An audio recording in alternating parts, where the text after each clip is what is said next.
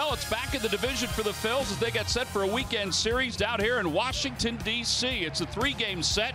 The Phils a half game behind the Nationals right now in the standings. In third place of the National League East, the Atlanta Braves, they've been red hot. They're 13 games over 500, and they lead the division by 3 games. They have played the most games of anybody within the division against the National League East. Hi, everybody. I'm Tom McCarthy along with John Kruk. All right, let's talk about some of the offensive stars for both of these teams. Usually for the Nationals, you talk about Bryce Harper.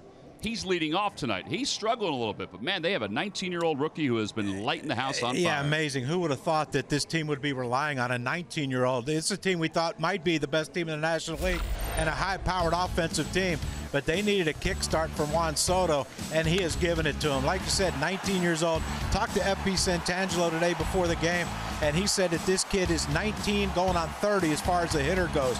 Very disciplined. 2 strikes, he'll spread out, he'll choke up just to put the ball in play, try to hit the other way. And then our hot hitter, Odubel Herrera, has been just absolutely fantastic lately and adding power to his game, which is something we haven't seen in his young career, but it is fun to watch. It's not the majestic high home runs, those line drives that get out in a hurry. Look what these two have done, though. 28 games for Soto, hitting over 325, 6 homers, 16 RBIs, and our man Odubel, 9 for 17. The 4 home runs in his last 4 games. 4 games in a row with a home run. Let's see if he can make it 5 tonight, Tom. Yeah, he is going to blow right past his career high in home runs this year at some point at a very early stage. All right, so it is game 1 of this 3-game series. The Phils and the Nats will be Zach Eflin, who's had a great month of June. He'll be opposed by Tanner Roark, who's been rather inconsistent for the Washington Nationals. Lineups at first pitch when we return. Phillies baseball is brought to you by Xfinity, America's best internet provider according to speedtest.net. By Toyota. The Toyota Camry, Highlander, and RAV4 have something for everybody. Toyota, let's go places. By Citizens Bank, official bank of the Phils. Visit citizensbank.com. By Coca-Cola, taste the feeling. And by Independence Blue Cross, live fearless. Learn more at IBX.com.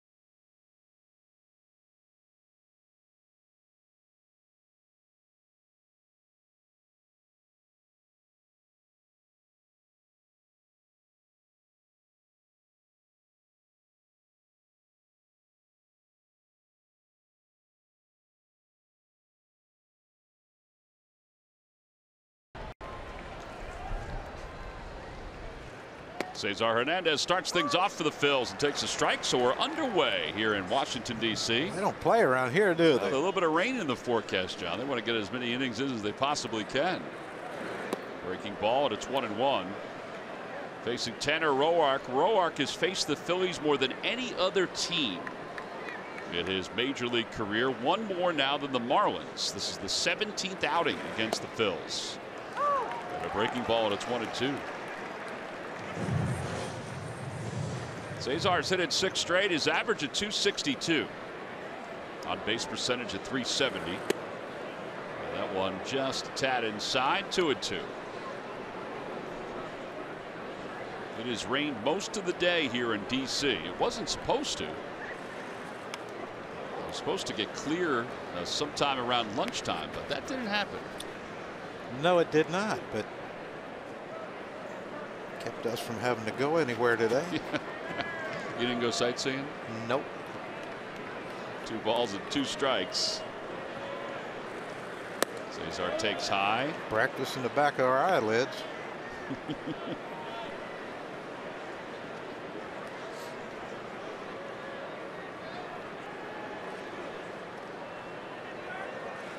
Cesar takes inside, ball 4, so he draws a walk to start the ball game.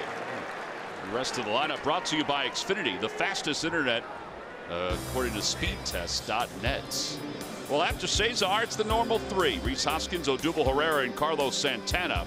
Nick Williams hits 5th, Kingery 6th, and the bottom third of Knapp, Eflin, and Valentin. How about Odubel? Last 7 games, .419 average. Let's hope that continues for this stretch we're on right now with Washington, the Yankees, and Washington again. We're finally getting back into our division, and we've struggled against our division so far this year. So the key to get off to a good start here in this 3-game set against the Nationals. Well, they face Roark and then 2 rookie pitchers. Roark 3-7 this year at ERA of 3.87. He has gone 6 innings in all but 2 starts. I know he was upset with that 3-2 pitch to Cesar. He thought that was a strike. He took a nice little hike around the mound. Throw over. Murphy playing first base for the injured Ryan Zimmerman. Phillies are 7-4 since Rhys Hoskins returned from the disabled list. He has hit in 5 straight, and coming off a series where he was 5 for 21 or 5 for 12, I should say. Outside, 1-1.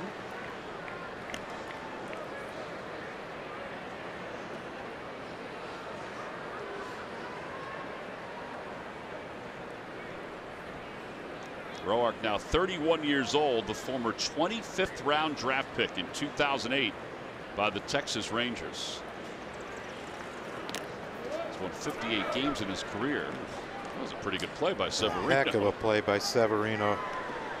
Keep that ball in front of him, keeps Cesar from advancing. Look how tough this is. Look at how far that ball's outside. And I mean, the way he had his glove angled, he got lucky. It hit his glove and kicked up to his chest and knocked it down.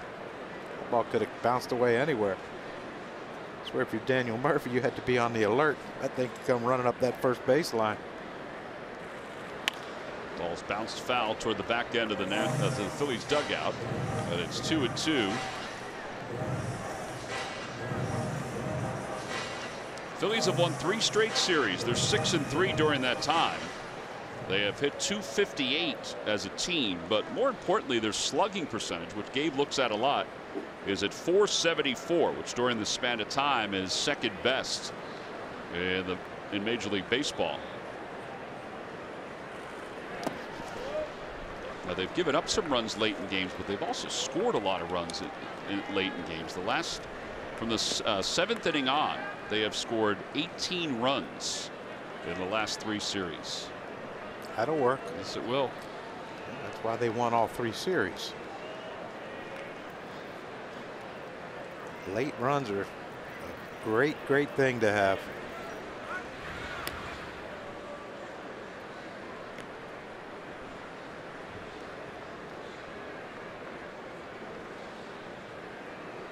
Odubel on deck. 3 balls, 2 strikes.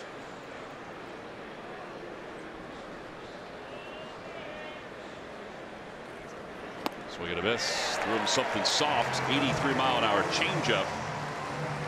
And strikeout number 1 for Roark. Well, how about Wednesday's home run by Odubel Herrera? Yeah, that thing was just a line drive, and look at where it hits up there on that auxiliary scoreboard off of Sam. Tuivalela. It did jump, didn't it? Oh my goodness, it was loud, and it looked like it had that rise going. Like it looked like it started out okay, might make it over the fence, and then it's like okay, it's going out, and then all of a sudden it's hitting that auxiliary scoreboard by the second deck. Like, oh, good Lord. Yeah, he's homered in 5 of 6, and we mentioned his last 4 games. He's the first Phillies center fielder to homer in 4 consecutive games ever, going back to 1908.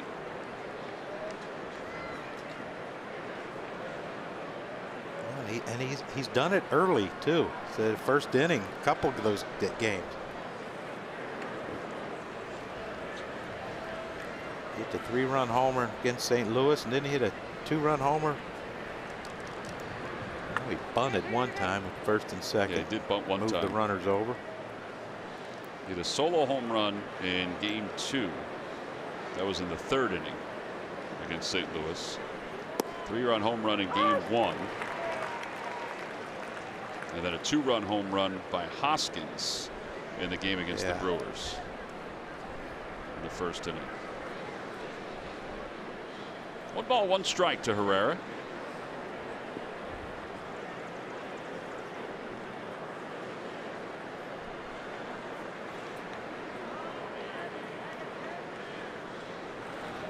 Opposite way, that's going to be in for a base hit.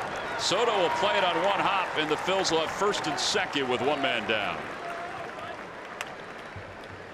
I think that's part of when he's going good, that he'll pull most of his baseballs, but when he's able to shoot something the other way like that. Yeah, it's the other day he had an 0-2 count, and he just reached out and slapped a line drive over the shortstop's head. Now that one there, the ball just beat him, but watch his hands.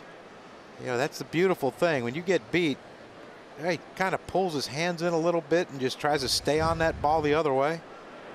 A lot of guys you watch, and if they're going to get jammed, they don't make the adjustment. They're just going to crack their bat and pop it up somewhere and go get another bat. But he has the ability to try to bring his hands in and try to get that thing off the barrel and just shoot it the other way. Here's Carlos Santana, 2 for 10 in the series against the Cardinals, but he had 3 RBIs and he walked 3 times. Outside 1-0.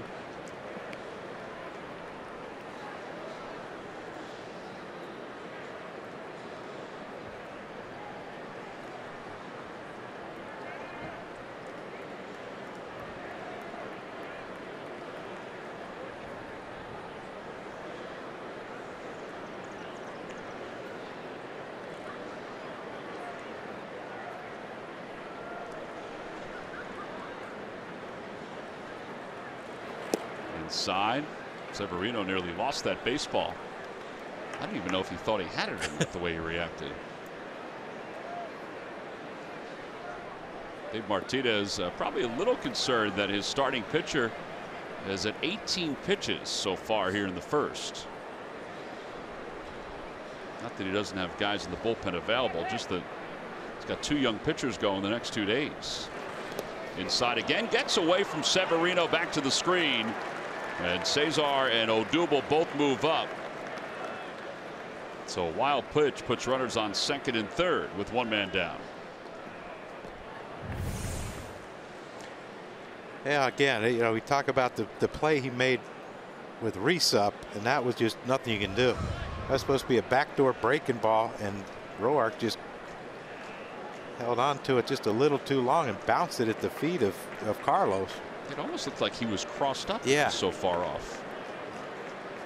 It looked like, I mean, when you set up out there, you would think it's going to be a changeup or, a 2-seamer running away, and that thing looked like he threw a slider. It just way off the plate. 3 balls, no strikes. And an opposite field line drive over the glove of Rendon into left field.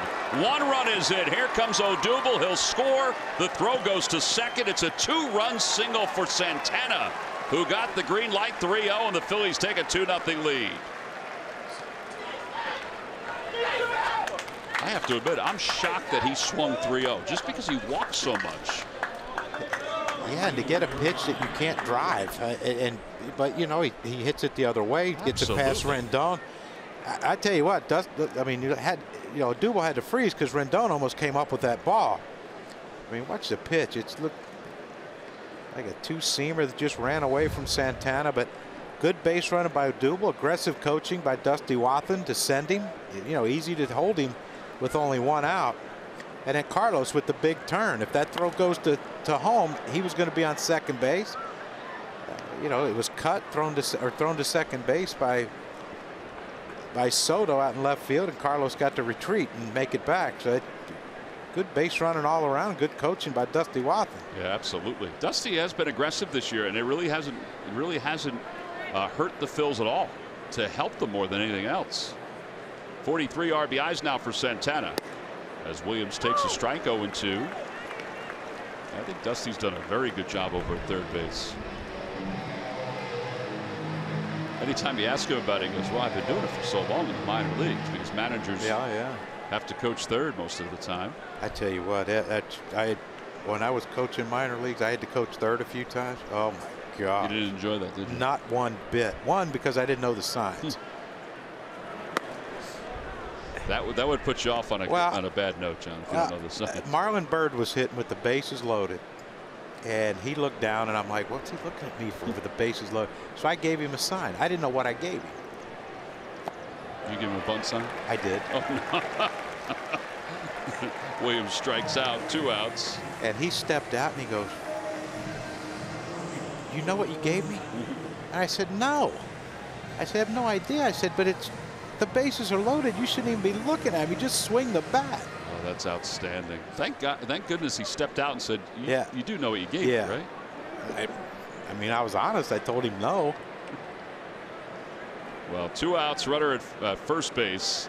And here's Kingery, 2 for 9 in the series against the Brewers, and he drills one deep. Stay fair. Down the left field line, but foul.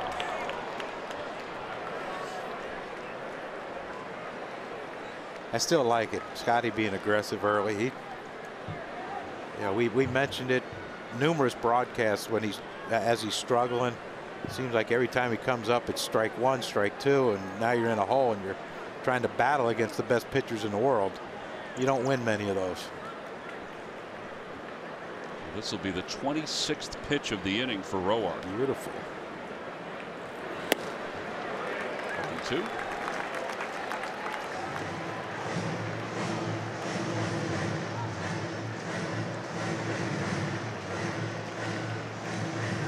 Derek Lilquist is the first-year pitching coach.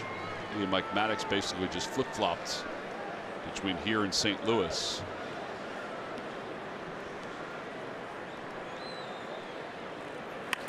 Down the left field line, foul. Guess the weather kept people away, huh? I mean, there's some folks that are still coming through the turnstiles, but they're going to be disappointed. Yeah. And we're not upset about that. Not at all.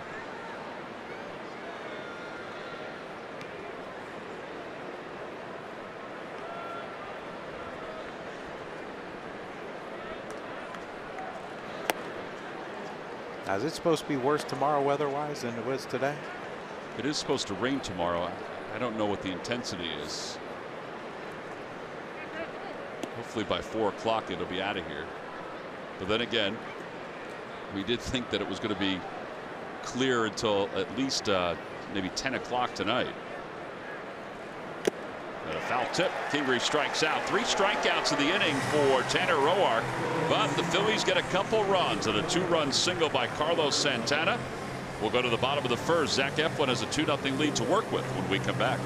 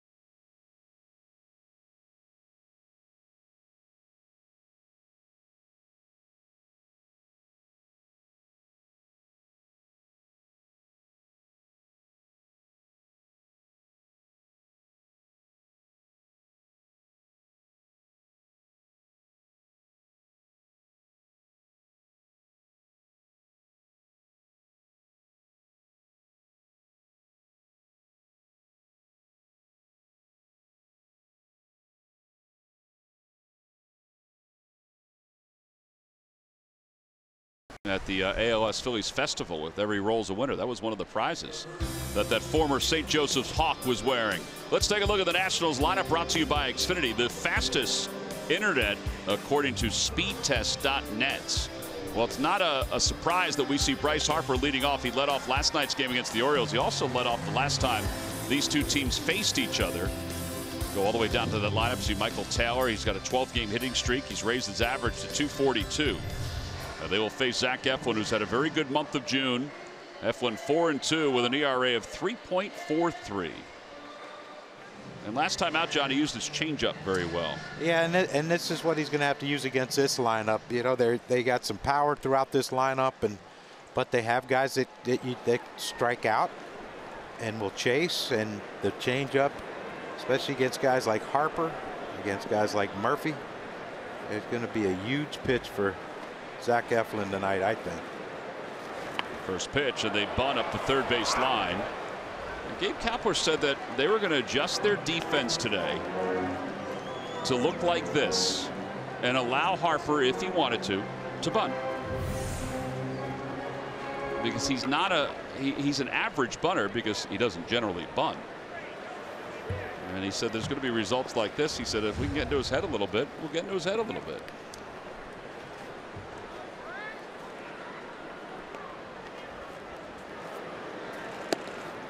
He did say that they talked to Zach Eflin about it, and they said, listen, we're not going to have a third baseman over there, so you have to cover that side as best you can. He's athletic enough to do it. Yep. But if he bunts it, let's put it this way, as hard as he bunted that first one, if he keeps it fair, I don't care. Usain Bolt can be on the mound, ain't getting to that one to get him out. And if he bunts it hard enough, Reese might not get to it in time, or Jess Mel might not get there in time to throw him out at second. 2-1 foul back. It's 2-2. You know, we've seen from time to time this year where Gabe has admitted, listen, we'll shift one way because the ball's going there predominantly, but we're also doing it because we kind of want to get into the hitter's head a little bit.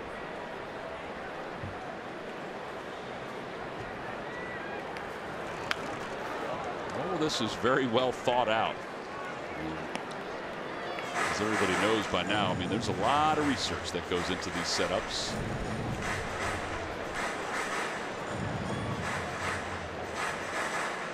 Two balls and two strikes.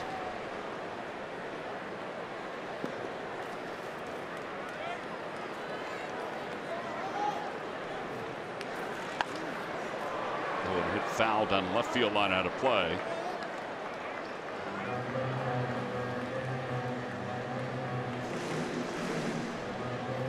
I like the fact that, you know, Gabe said that they know that Harper might bunt if he sees that opening, but he's not the best of bunters, so they're going to count on him being down in the count, which he was. Swing and a miss. They got him. 95 on the fastball. Well located, one away.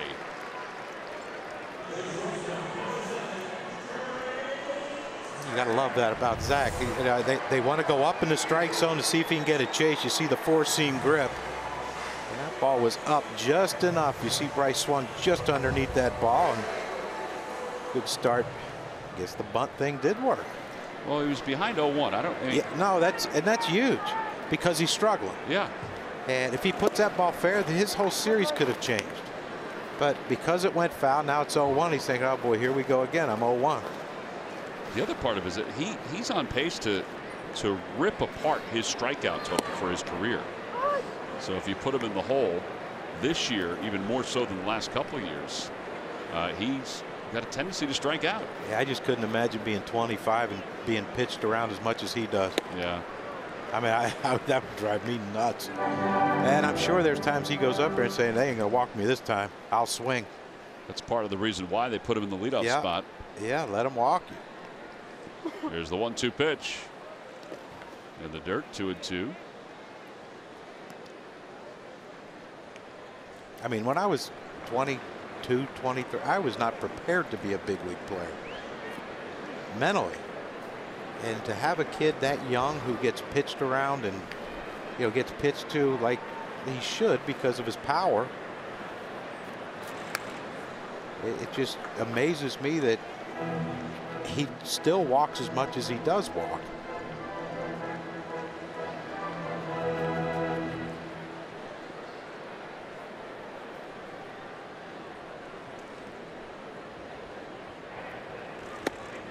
Three balls and 2 strikes to Turner. He's hitting over 300 in his last 13 games. Anthony Rendon is on deck. He's also been hot his last 13. Swing and a miss. Well, he threw him a changeup, which was the pitch that he threw more often last time than in any other game in his career. Love it too that he's thrown it to righties, and that's. You see how far Turner was out ahead. He's probably thinking, all right, 3-2. You know, look at the grip there, the circle change. Look at the spin down, beautifully located pitch. But he's probably thinking 3-2. You got Rendon, who's hot behind me. You got Soto, who's hot behind me. You got Murphy, who, you know, when he's right, he's one of the best hitters in the National League, and throws me a 3-2 changeup. You kidding me? Especially to a guy who can fly like Turner. Rendon was 7 for 14 in the last series. It's 1 ball and no strikes. Pops that one foul just below us.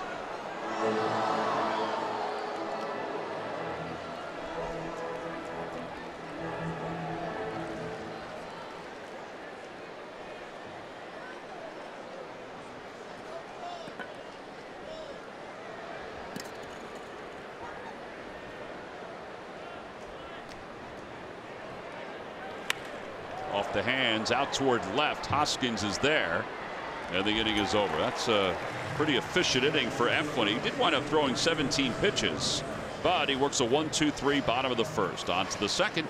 Phillies on top, 2-0.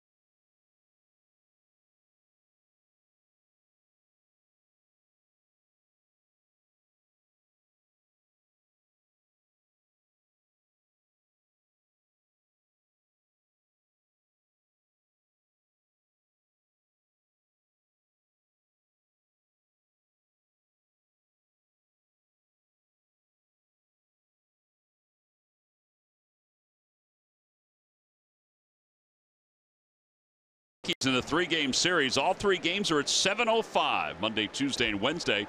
Get your tickets now by going to Phillies.com. Let's add on, boys.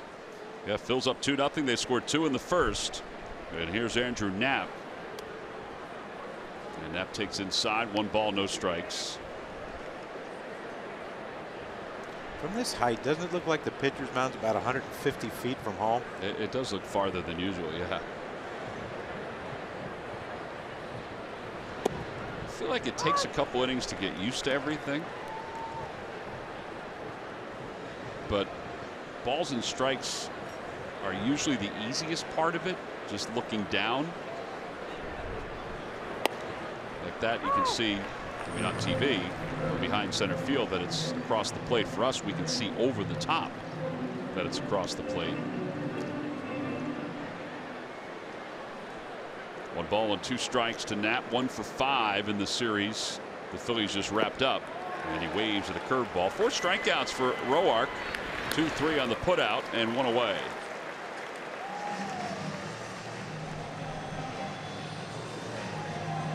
And Zach Eflin is coming up.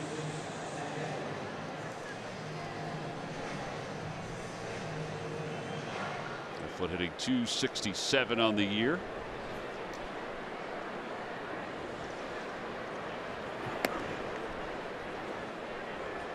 I'll look for something middle in, Zach.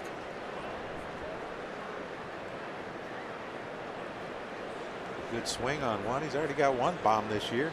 Might as well go for 2. On the outside corner.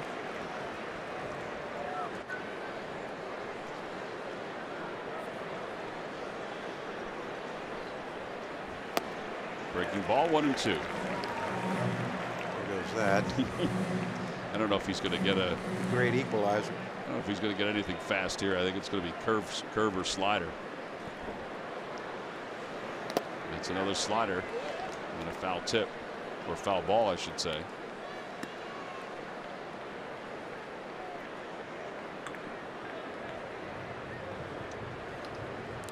Got my son here with me today, so when that trivia question comes rolling around, we'll be locked in. All right.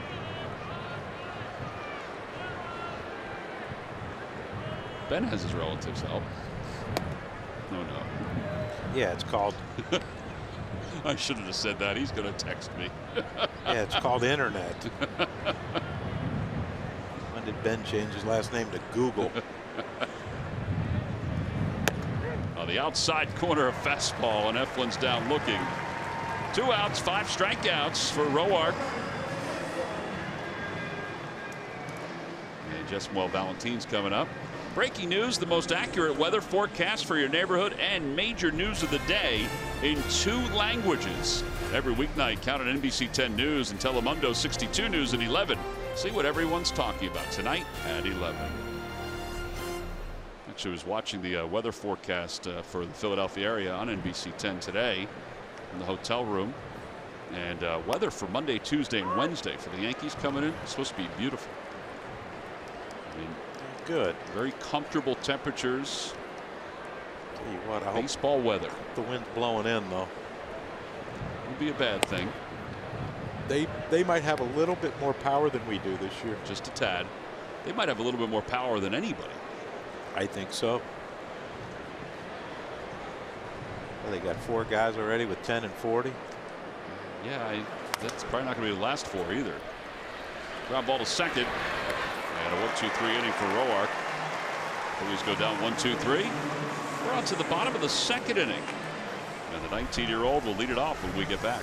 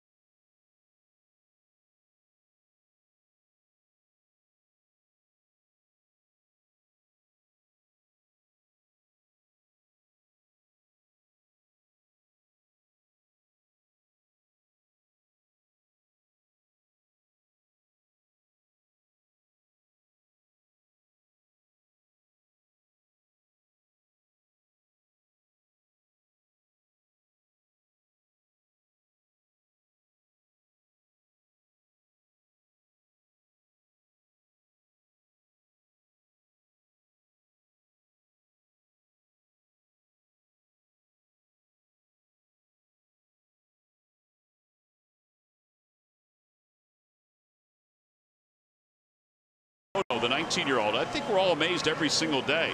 He comes to the park and adds offense to our club every day.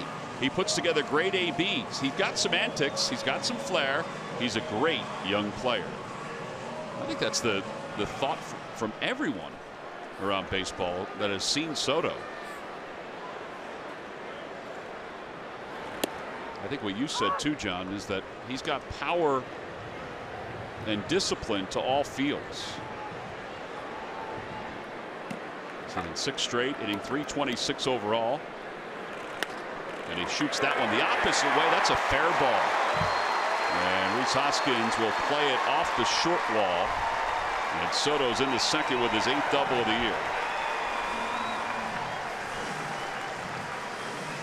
Well, I would imagine that would be a concern when you bring up a kid who's 19 and you hit him 4th in the lineup, that he would think that, okay, I have to hit home runs now, so I got to pull everything. I mean, it's a great changeup by Eflin. Look where that pitch is. And he just slaps it to left field. That's a beautiful thing for a 19-year-old kid to have that discipline already. Well, here's Murphy. Murphy just off the DL with a knee injury, hitting 103. Well, he had surgery right at the end of last year. Yeah, and the rehab went a little longer than they anticipated. Outside.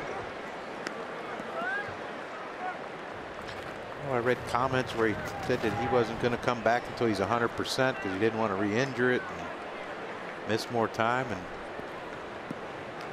pretty good numbers against the Phillies in his career. And he seems to get right anytime he faces them. They're low, and it's 2-0.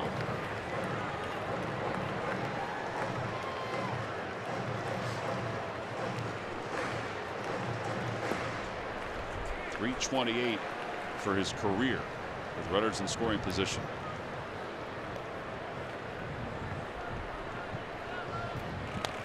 Little tapper foul, 2-1.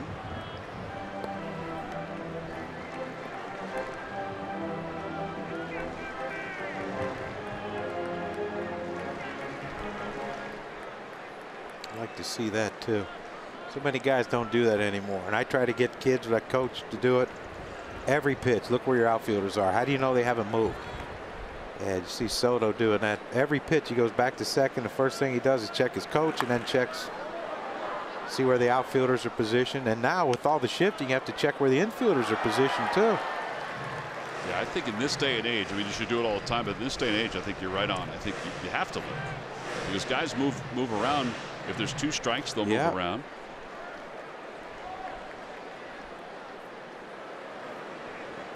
2 balls, 2 strikes to Daniel Murphy. Opposite way foul. That was a Joey Votto looking swing there. I'm fooled, but I'm going to protect. He almost protected it into a base hit down the line like kidding. Soto. But yes, well, that might be a strike. It might not be. It might be. It might not be. Swing late. Most normal hitters would have swung and missed that one and got embarrassed walking back to the dugout. But he lives to see another pitch. Swing and a miss and a curveball. 3rd strikeout for Eflin.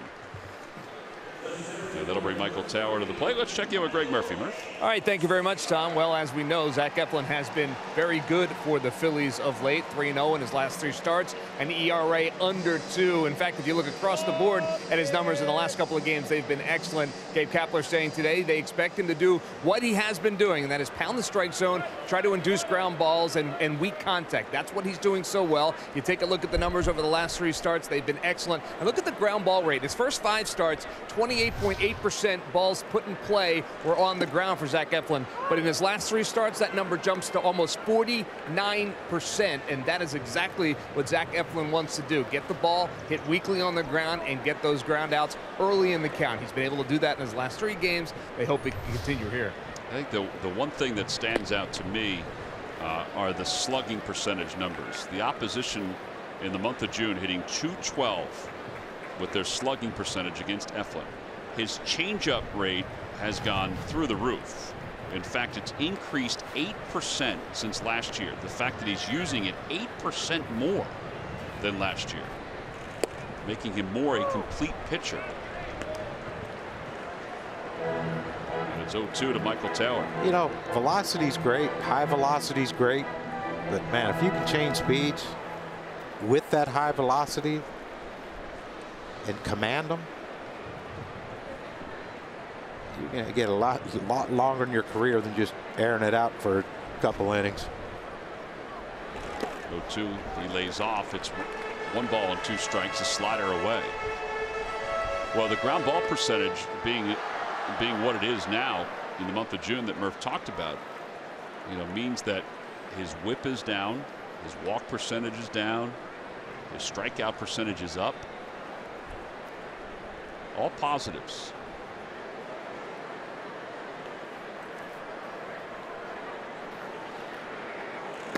Inside.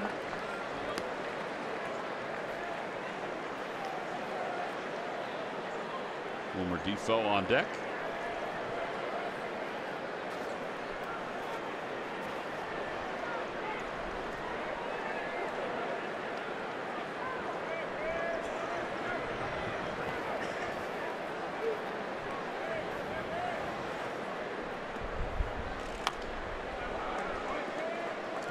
I need a jacket here before long, huh? Yeah, a little chilly. A little chilly. Wind's blowing in, too.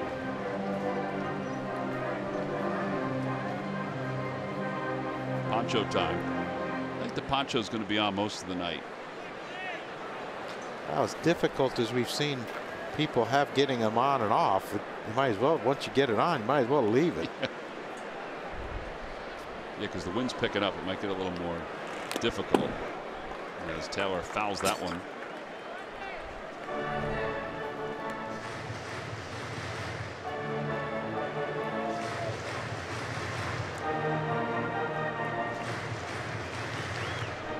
Well, I guess he can see through it.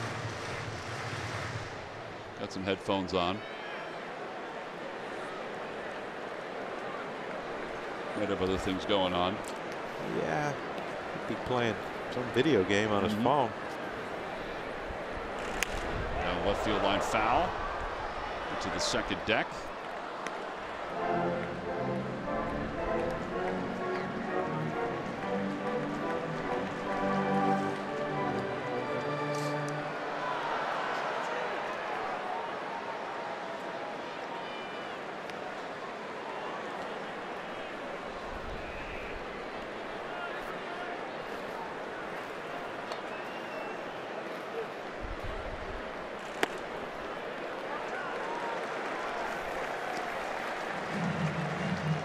Well, now 3 balls and 2 strikes to Taylor. Does he have enough faith in the changeup to throw him a changeup right here? Got Turner with it, 3-2. This will be the 9th pitch coming up to Michael Taylor.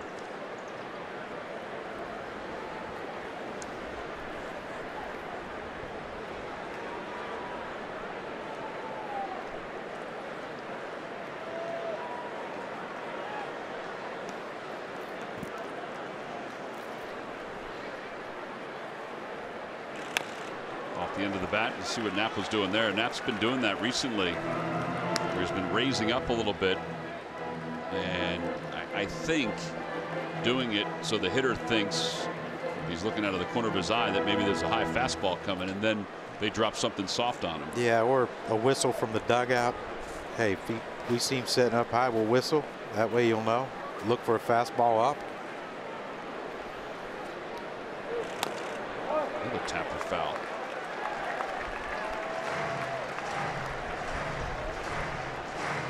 All right, so 10 pitches. This will be the 11th one. 5 foul balls.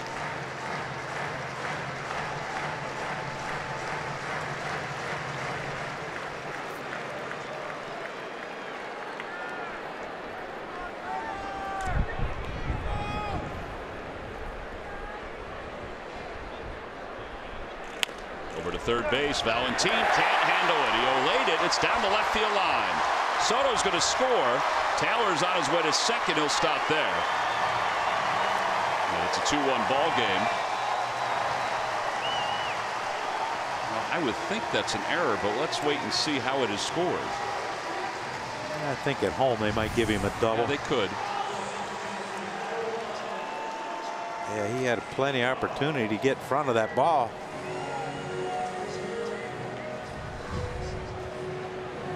Michael Franco not playing tonight. Yeah, that's a ball with, especially with the runner on second. You got to get in front of it, knock it down. Even if you can't throw Taylor out because he has great speed, you know, you still, if he knocks it down, it's first and second. Right. It has been scored a hit according to the big board. So I guess it's a double and an RBI. He never did get a glove on it, but I'm with you, John. I think he could have easily taken one more step and knocked it down. Yeah. Without the thought of getting Taylor, but just keeping everybody at their. Because Soto had to hold because it was a grounder to third. He couldn't just run.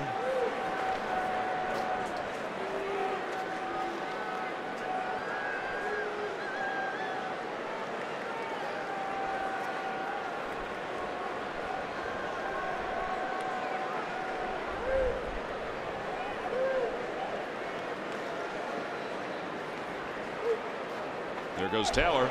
Pitches a foul tip. Throw to third is high. So Taylor swipes third. That's his 22nd stolen base of the season. And it's 0-2 to Defoe. Yeah, that's one, and I know it's impossible for Andrew Knapp, but that's one of those you wish he wouldn't have caught. Taylor back to third, back to second on a foul tip. I mean, everything was in order. It was a good pitch to throw on it. Just Taylor got just an unbelievable jump. He got the infield in. Sure, they're going to be going on contact. Boy, a lot of foul balls against Zach these first couple innings. Nats are the league leader in stolen bases now with 60. They're 60 for 75. And the Phillies have the infield in. Fly ball left field. That's going to be deep enough to score. Taylor. Hoskins under it, makes the catch, and we're going to be tied up at 2. Yeah, there are 2 outs here in the bottom of the second.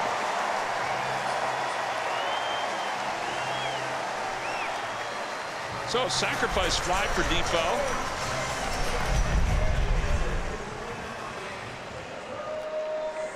And Pedro Severino will be coming up. Well, they say if you're going to steal third, you better make it when you're in scoring position. And he chose it. He absolutely did make it.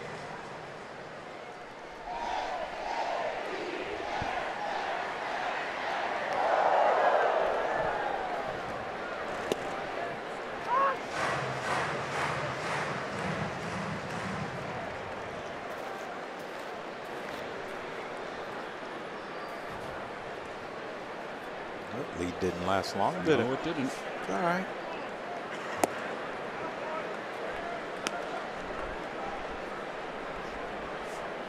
Ball 1 strike to Severino, hitting 188.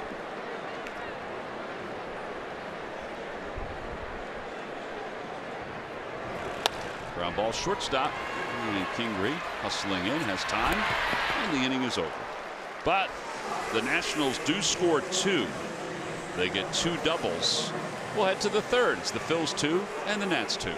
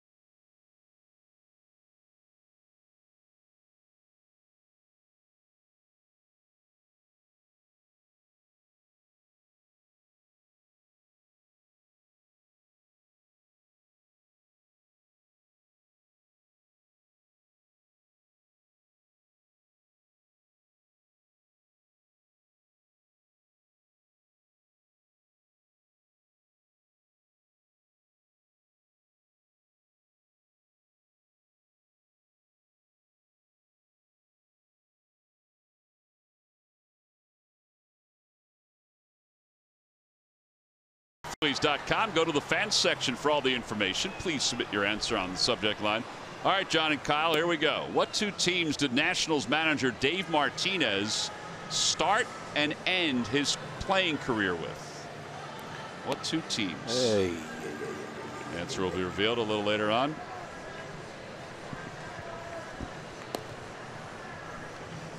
All right, so there's John. Not there in the stands. Yeah, that would be a long communicate for us.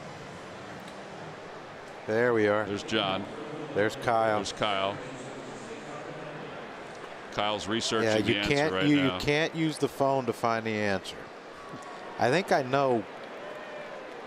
I might know the answer. Well, maybe then Kyle can confirm the answer. How about this? I don't think that's the answer, John. Oh, no. I got it. You do have one answer. You do have one. And then he finished.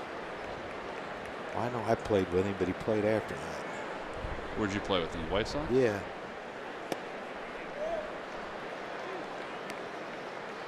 Cesar leads it off. Come on, man. I got half of it. Cesar walked and scored his first time up. And he takes a strike, 2 balls, 1 strike.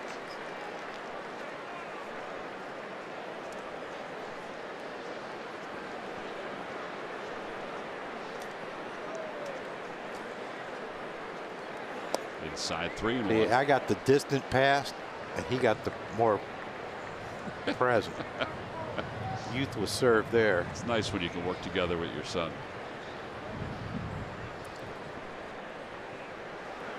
Inside corner.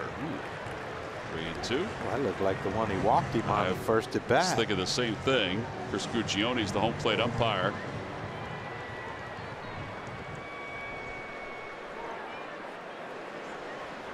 Fouled back, and it remains 3-2.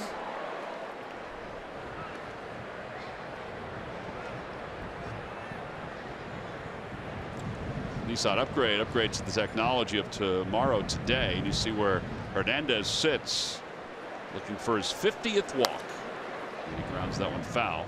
He's on that list. Santana's on that list. In fact, Carlos, who is up 4th this inning, is one of 4 players in all of Major League Baseball with 40 RBIs or more and 50 walks or more. There's a liner out to right field. That's going to drop in for a base hit. So Cesar has been on base twice tonight. Gotta love it, man. That's Lenny Dykstra right there. Get on bases 2 or 3 times a game. If we can just get him to steal more bases. Yeah, the Phillies are 28 for 39 in stolen bases, which is the 11th in the National League.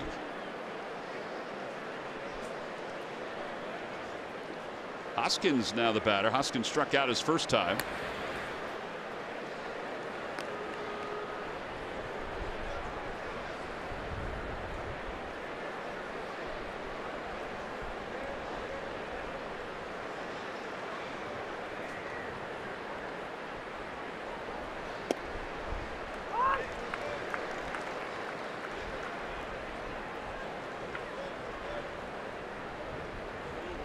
Decent numbers last inning with just 13, but 29 in the first. And the Phils scored the 2 runs.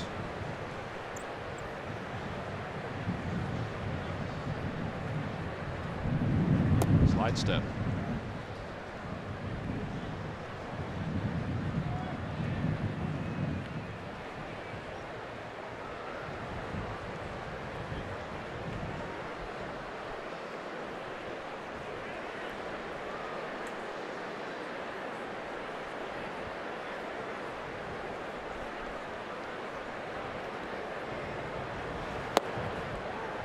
Just a bit low, and it's 2-1. Yeah, when Roark doesn't slide step and he gets his full leg kick, you would think he'd be easy to run off of.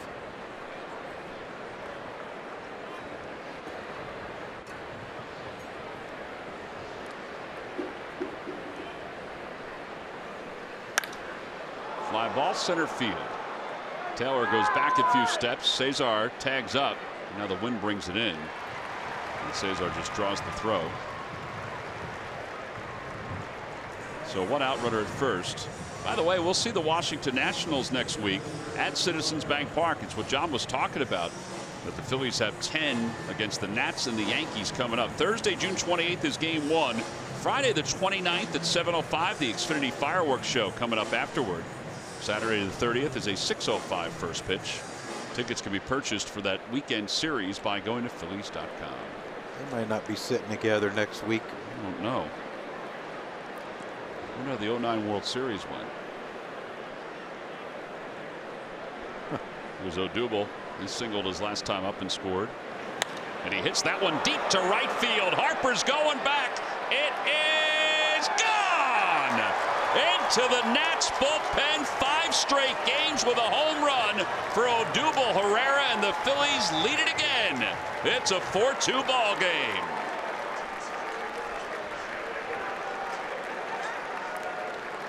How about going hunting on that first pitch? He is just unbelievably locked in.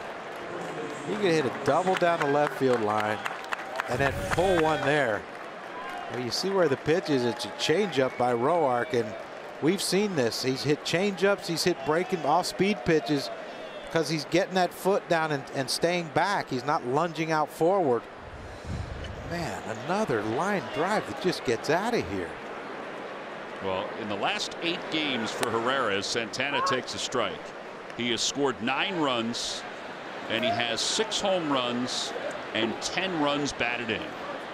5 straight games in Phillies history. Odubel, Rhys Hoskins, Chase Utley, Chase is Mike on Schmidt, that list. Dick Allen. Pretty much a who's who of Phillies baseball, to be honest with you. Yeah. Bobby Abreu in 2005. Santana goes around 1-2.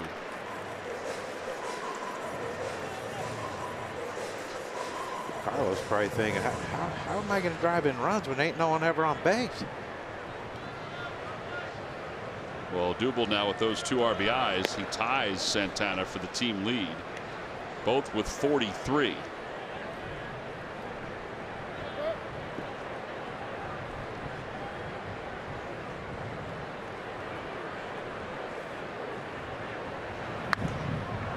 Took that high pitch and pulled it toward right field. Harper in foul territory makes the basket catch. I think a little concerned about that wall. Didn't get pushing that way. 2 outs, 60 pitches now for Roark. Watch this thing, how it just, I mean, he's coasting after it and coasting. He seemed to take a peek at the wall. That thing just kept drifting that way. We mentioned the wind blowing in a little bit. Concentration.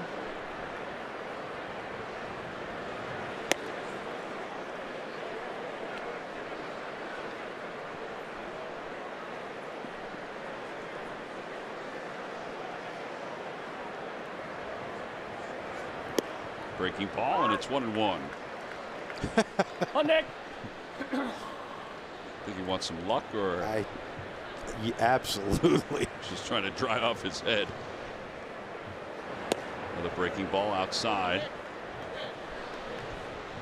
Tell you what, he keeps hitting like that. You might see a couple guys with that hairdo that can pull it off. I was going to say that some may not be able to do it. I think Reese lets his hair grow. He got a little natural curl to it. 3 balls and 1 strike. He might be able to get there.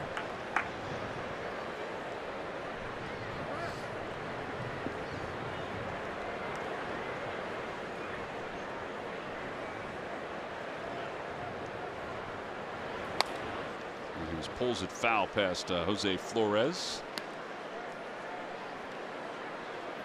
Some of these Nats players have gotten their hair cut. Rendon, remember last year he had the long hair. Harper shaved his beard. Yeah, he's trying everything. Of course, did it right when the Yankees were in town. And of course, that led to people speculating that he was trying to show the Yankees that he could do it. because they have the no facial hair policy. And he is a free agent at the end of this year.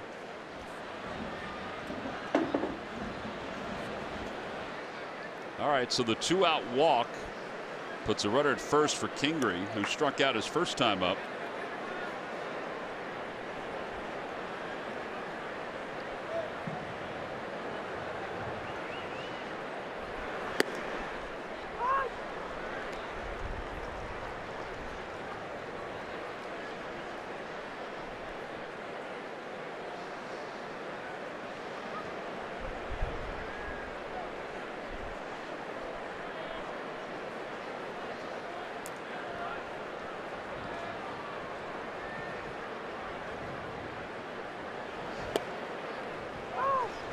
Good location on that fastball. A two-seamer.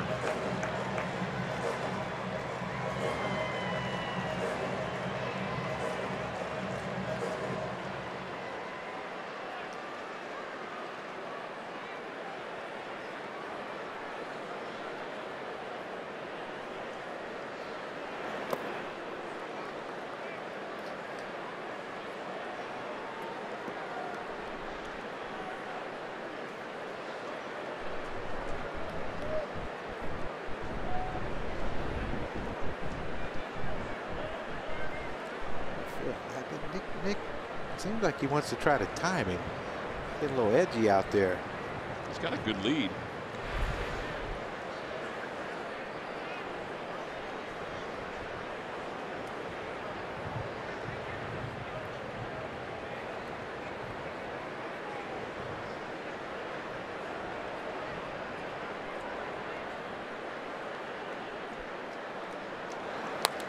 Kingery punches it foul.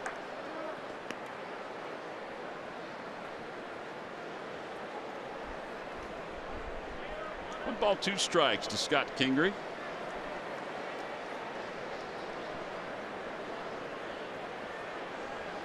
Got a Lenny BP pullover. He's hoping for a stolen base. Fly ball short right, and Harper is there as he comes in and makes the catch. The inning is over, but Odubel Herrera with his home run in his fifth consecutive game. Took a first pitch changeup and hit it into the Nats bullpen. And just like that, the Phils lead is back to 2 as we go to the bottom of the 3rd here in Washington.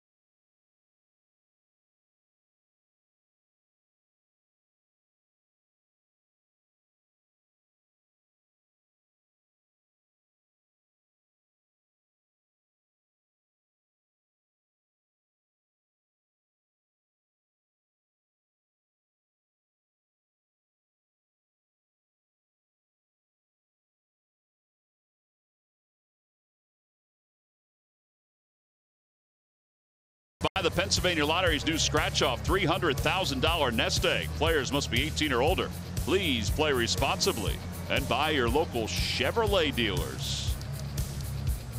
Here at DC, the rain is lightened up and the Phillies have a 4-2 lead as we go to the bottom of the 3rd. And Tanner Roark leads it off against Zach Eflin, who delivers a strike. It's 0-1. Phillies pitchers are averaging just under 10 strikeouts per 9 innings. which is the 3rd highest total in the National League. They're also putting together for a game, the entire staff, a whip of 1.25, which is also one of the leaders in baseball or in the National League. That hurts. Yeah, Roark with just his 4th hit of the season. Yeah, it hurts because of what's coming up behind him, and now you got, you know, you think, all right, you get the pitcher out of the way, we start the inning with 1 out, top of the order, 1 out. The fastball just center cut. Look at that top spin. Not a great launch angle for Tanner Roark, but created that top spin drive. They'll take it. Get it through the infield, absolutely. But that's the thing, you know. You think, all right, I should start this inning out with 1 out, get back to the top of the order, and go to work on Harper and Turner and Rendon. But you know, now you got the leadoff hitter on. Kind of changes the whole way you go about pitching now. And could this be a situation where he tries to bunt again? I don't know. That's interesting. Down by 2 in the 3rd, maybe, because he's struggling.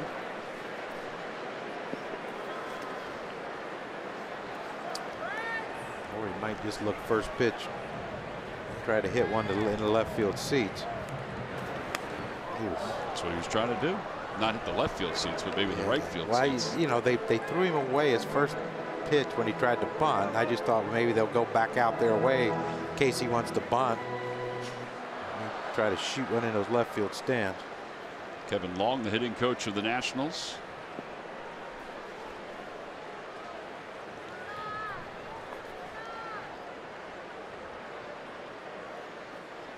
Do you look at him as a smart hitter, Bryce? Yeah.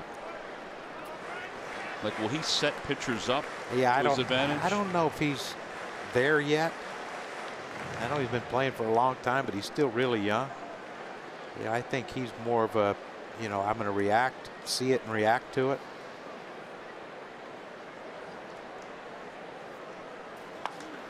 That one's out toward left field, not deep. Actually, it's carrying pretty well. And Hoskins makes the catch. I was looking at Hoskins coming in initially, and the way the balls have been shortened up in the outfield these first couple innings, thinking Reese will just keep coming in. But he started floating back. What a way.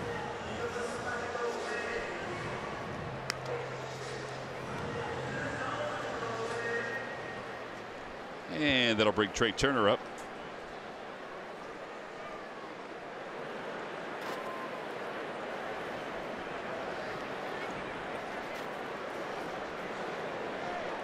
Turner also struck out his first time.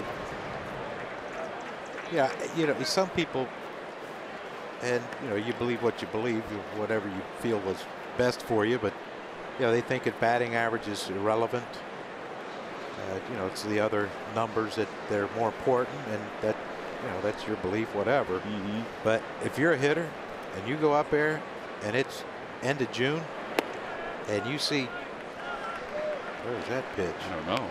You need Larry Anderson on this one. But you know, you look up there and you're hitting 219. It bothers you. Yeah.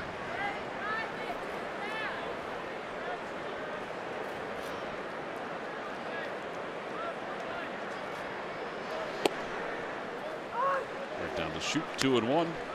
That's the only way he would have gotten that.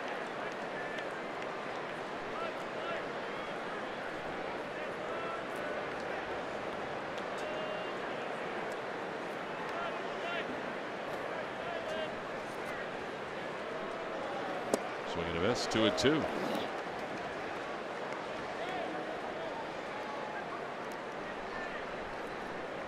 Well, that one that was called a ball that we thought was a strike, looking at our pitch cast, it was pretty close. It could have gone either way. Looked pretty good, though. Check swing and a strike 3 called. On the outside corner, second time they've gotten Turner. That's the 4th strikeout overall for Zach Eflin. Pitch cast presented by PJ Wheelahans. Oh, perfect. Right at the bottom of the zone. Yeah, that's the one you, as a hitter, you want to complain. because you know two things. You ain't gonna never hit that one, and you just hope and pray that the next time he calls it a ball.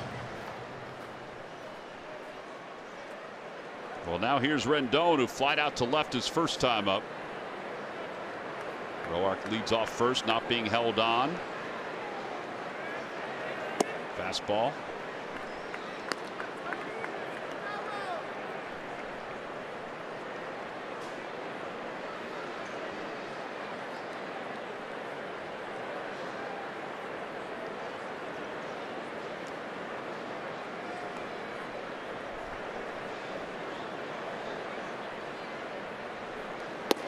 Breaking ball, and it's 1-1. That's the slider from Eflin. It's the 11th slider that he has thrown. He has gotten 9 called strikes. He's gotten 6 swinging strikes. His fastball's topped off at 96.2. And he's averaged 94.5 on his 4-seamer. It's pretty good. That's pretty consistent to where he's been for most of this year. Yeah, and that's a nice thing that he's maintained that every start. Has been very consistent with his fastball. Line drive center field. Odubel's over. It's going to drop for a hit. Roark's on his way to third. The throw goes to second. So first and third with 2 men down. Rendon's 8th hit of this homestand. And that will bring Soto to the plate.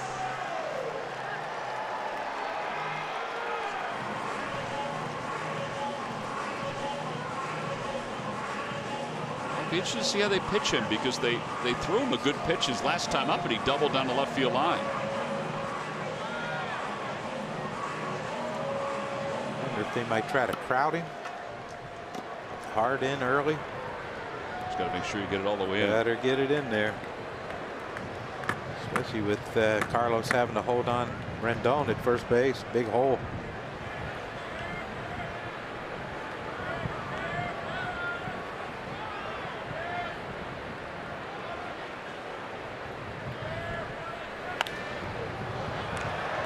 They got it in there. 94.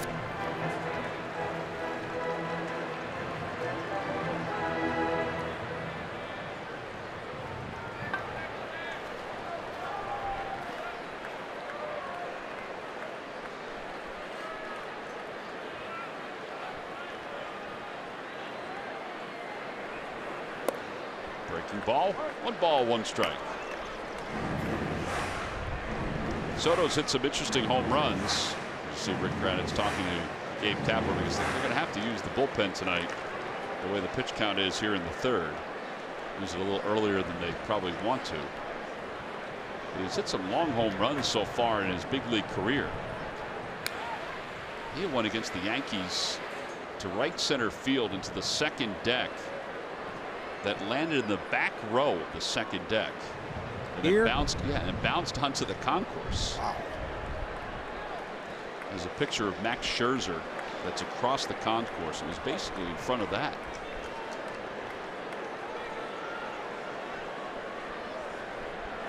Swing and a miss. 1-2.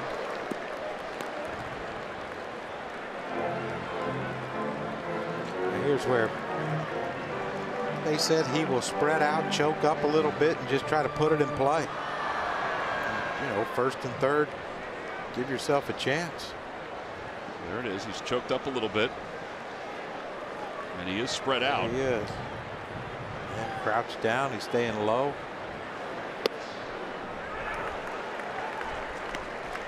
Wow, that was caught funny, but it looked like a good pitch.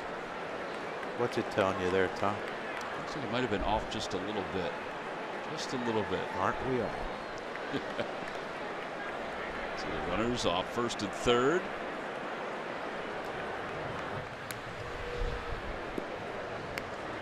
Soto was signed by the Nationals for $1.5 million. In his first start this year, he had a 3-run home run. That was his first big league home run.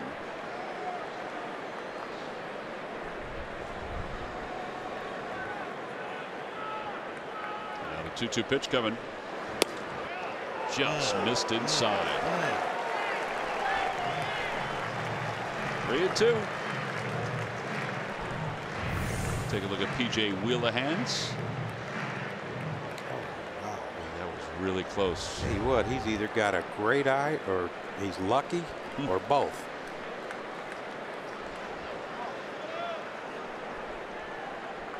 Cutter goes from first.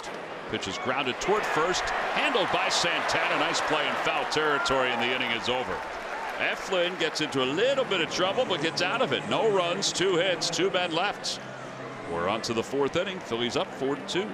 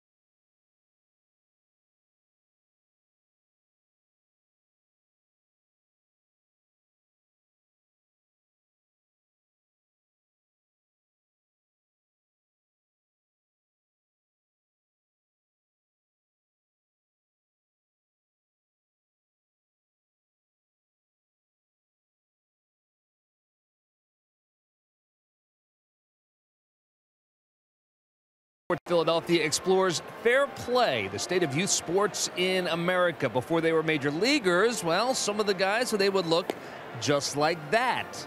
I ask you, who is that? We'll let you know in a couple minutes. Yeah. I think you have an idea? I think out of all of them so far, that face is exactly how it is right now. Well, we'll let everyone else think about it for a minute or two. That's tremendous. That is great. I mean, the smile's the same. Everything's the same.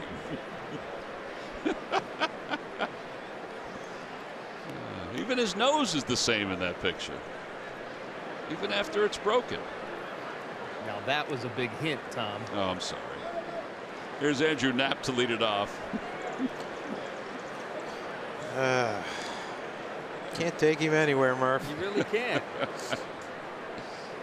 Oh. Here comes Tom. The party's over. He just ruined it for everyone. Andrew Knapp takes inside. It's 1-0. That's pretty good, though. Didn't look at all like him. Oh, I mean, man, that is outstanding.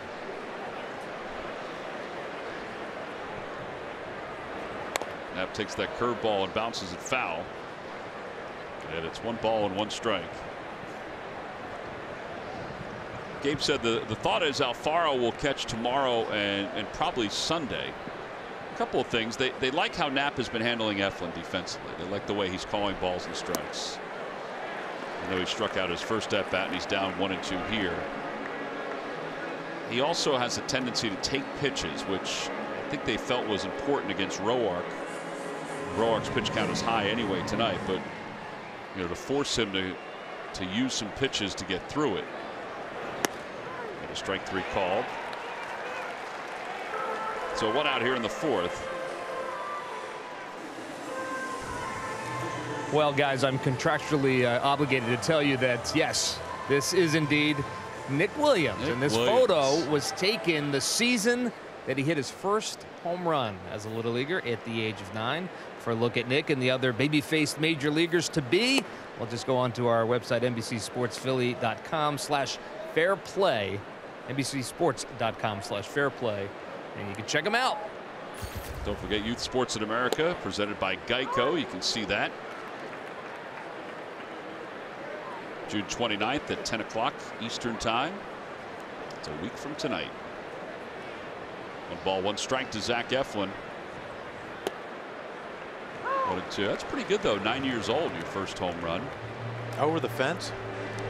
Well, knowing Nick, I mean, it could have been either way because he had to be fast when he was on that Little League field. Still is. Swing and a miss. Eflin strikes out. That's 7 strikeouts for Roark. And here's Valentin.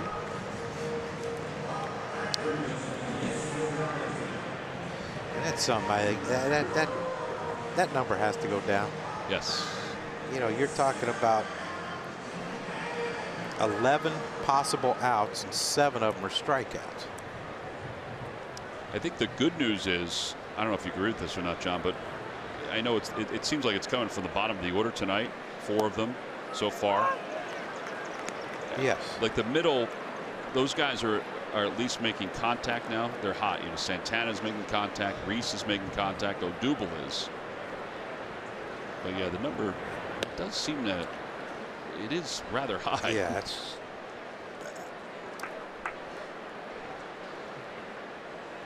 Well, Odubel, what was a triple away from the cycle the other day? Now he's doubled and homered. Singled and homered. But he can get there. This is a good ballpark, though, for a triple.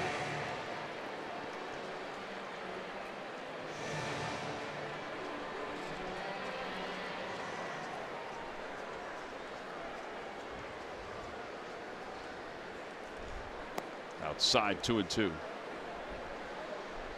There are a bunch of cranes, aren't there? Yeah, I think there's more now than there were when we were here last time. It's like an erector set. That's progress.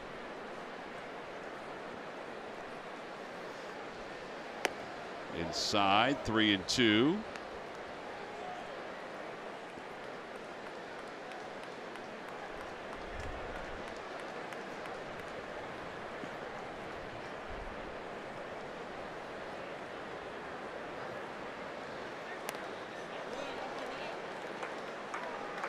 He keeps firing that curveball.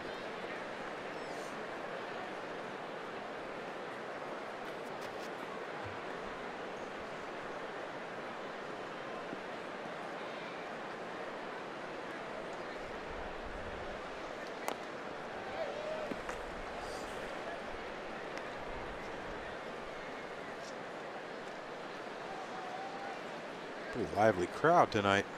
I think the rain is Dampening. dampened them a little bit. Odubel's 2-run homer, I'm sure, didn't pep them up either. Inside, ball 4. Valentin draws a walk. That's a 3rd walk for Roark. Hey, by the way, Phillies Baseball Academy is open for business. Call 610-520-3400. Now, a couple things that you get by participating. Well, you get great instruction by some of the Phillies staff members, players, coaches, Baseball Academy instructors. Camper reunion night at the ballpark and a trip to Citizens Bank Park even before that reunion. Cesar hits it to shallow right field. Here comes Harper running in, and he makes the catch. Again, go to PhilliesCamps.com for more information or call 610-520-3400. 3.5 in the books. We'll go to the bottom of the 4th. The Phillies 4 and the Nationals 2.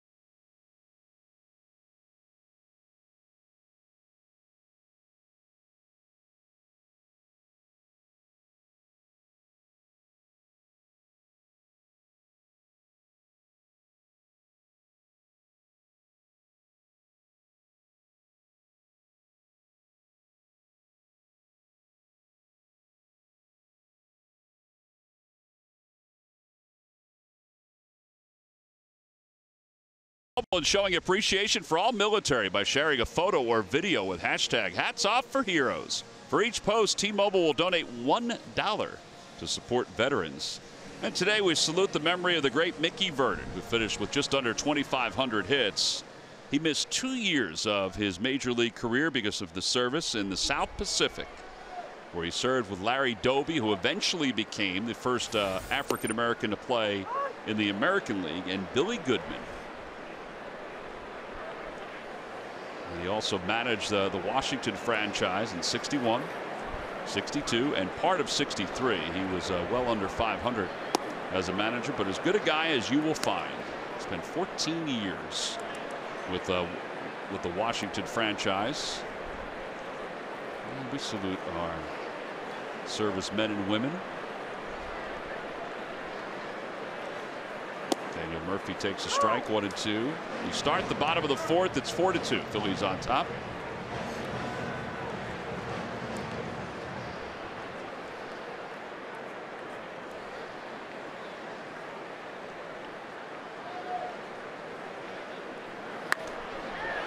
And he got in on the hands of Murphy and a fly ball to right. Phillies baseball is brought to you by your local Ford store. Check out every new Ford car, truck, and SUV crossover at buyfordnow.com today. And by WB Mason. Who about WB Mason for fast, free delivery? Nobody does it better.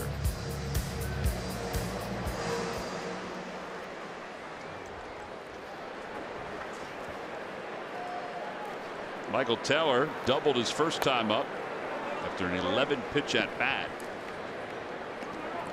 So George Washington won the president's race? Yes, he did.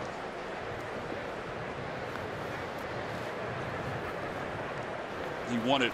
I mean, it was as straightforward a president's race as we have seen. Yeah, no one obstructing from the stands. No rabbits coming flying out of the stands.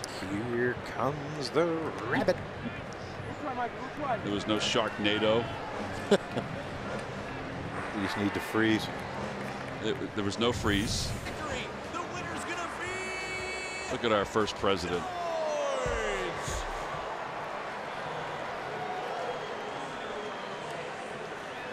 Huh. Guess batting gloves were popular back then. Very popular. Yeah. And across the Delaware, it was cold. 1 ball and 2 strikes.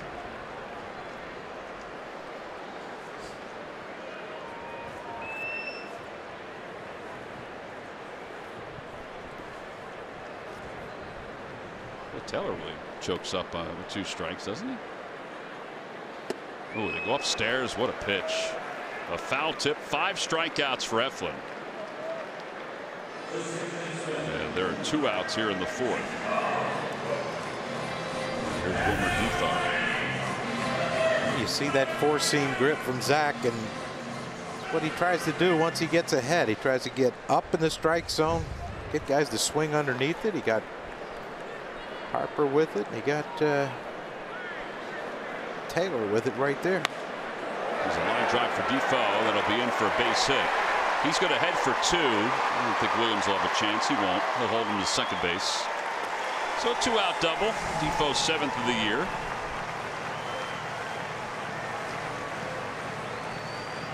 A lot of people thought that Defoe's playing time would be diminished with Murphy coming back, but the fact that Ryan Zimmerman has been on the DL with an oblique injury and there's no signs that he's going to come off means that Murphy's playing first, so they keep Defoe in.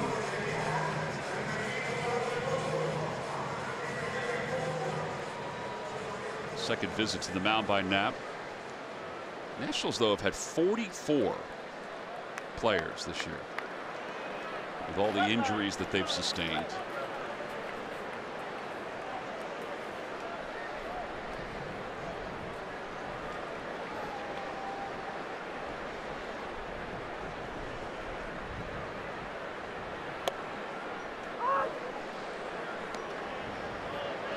We've had quite a few too, haven't we? I think everybody has. You know, I mean, I think it's. I do think that if you look at their injuries, you know, Zimmerman, Murphy, Adams is out with the fracture index finger. Kinsler's out. out of the bullpen with a flexor strain. Strasburg. Yep, Strasburg on the DL. Ooh, Valentin is saved by Santana. He was calling it, and Santana had it all lined up, and when Valentin tripped, Carlos just put his hand out to make the catch. That was nice concentration. It got a little dicey, but the Phils get through the fourth. On to the fifth.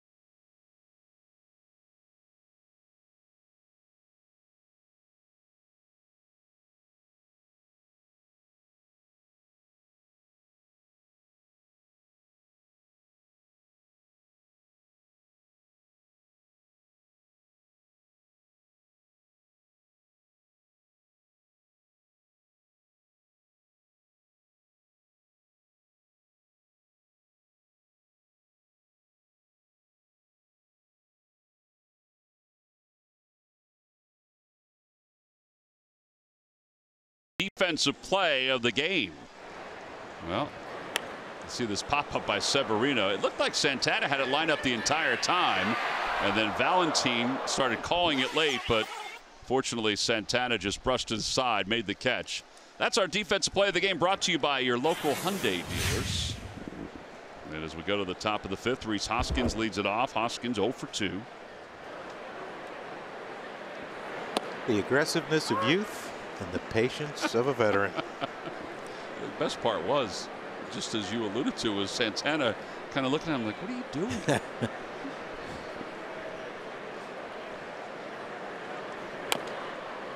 Little tapper. Reminds me of a game when I was with San Diego. We were actually playing in Philly, and Joey Cora was a young player, very energetic, and they hit a pop-up to me and I didn't have to move, and he ran into me. Then he hit a fly ball to right field, and Tony Gwynn came running in about 3 or 4 steps, and Joey ran into him too. Like, what are you doing? It's so great.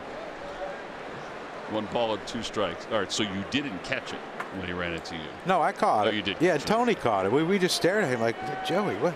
Yeah, I mean, you're taller than Joey well, is. And wider. A lot wider. 1-2 pitch, and Hoskins fouls it.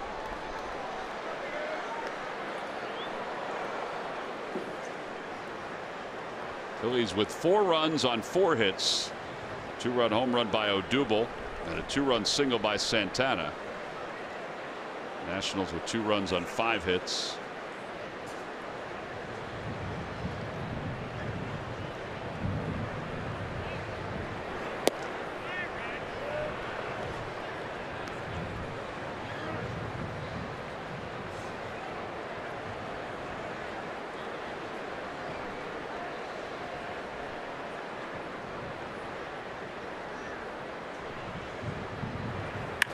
Line drive down the left field line for Hoskins, and that's it for a base hit. Soto bobbles it, and Hoskins will get to second easily. And he's there standing with his 18th double of the year. What a baby. The 2018 Camping World MLB All-Star Ballot is now open and exclusively online. Make sure your favorite Philadelphia Phillies are represented on this year's squad by voting at Phillies.com/vote. Catch all the excitement of the 89th MLB All-Star Game presented by MasterCard right here in D.C. July 17th live on Fox. And we spotlight Odubel Herrera, see where his rankings are among National League center fielders. I mean, those are some impressive rankings. Second in average now at 304. But he is first in extra base hits, first in hits overall, first in slugging percentage as he grounds that one out to second. Hoskins goes to third, 4-3 on the putout. Well, productive at bat. Making out, advance a runner. Now with Santana up, you're going to force the Nats to play the infield in. Yeah, with the Phillies up by 2. Carlos singled his first time up and drove in 2. John, even with the struggles that Odubel had for those 5 weeks, I mean, just those numbers alone, you know, among center fielders, I would think he's going to be given consideration. Yeah, I don't think there's any doubt about it.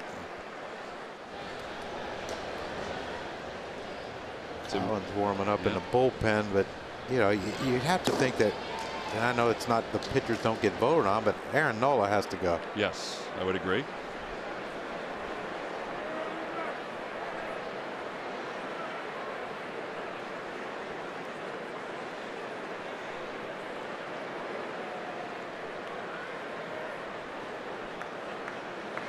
Outside 2-0.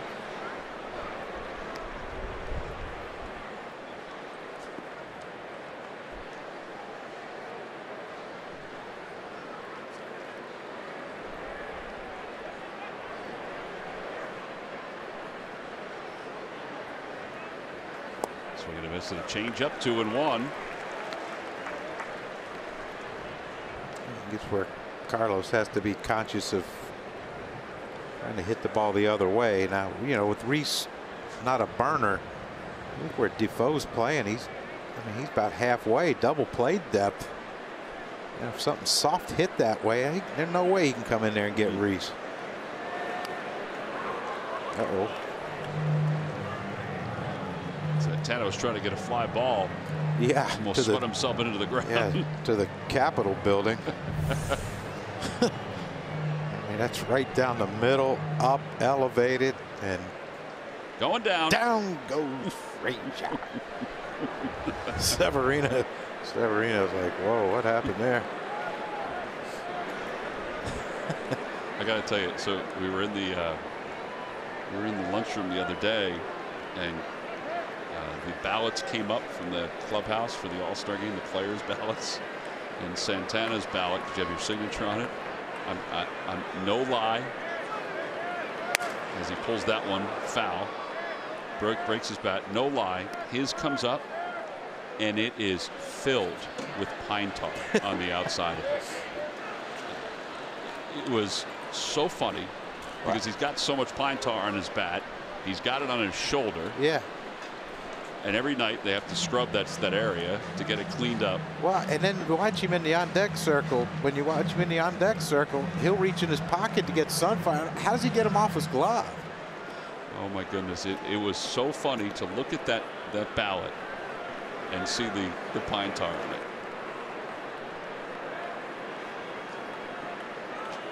2-2. Outside 3-2.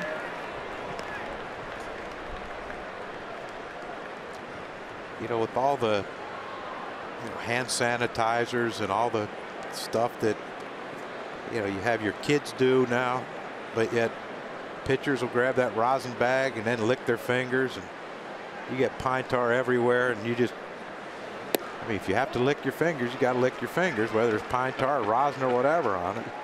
There's ball 4. 4 walks now for Roark as Nick Williams is coming up.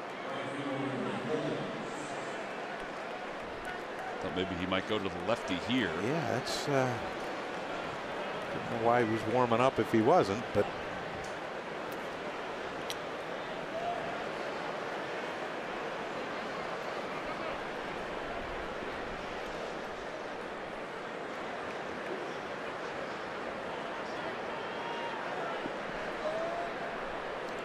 Get yourself a good pitch right here, Nick.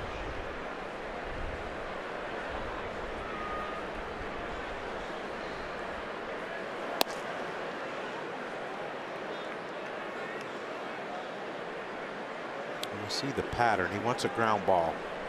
And you see the pattern. He did it with Santana. First pitch in, and then try to get something soft away, maybe get a rollover, pull off by the left-handed hitter. That's where you got to stay on it. There's the changeup away. Yeah, 2-0.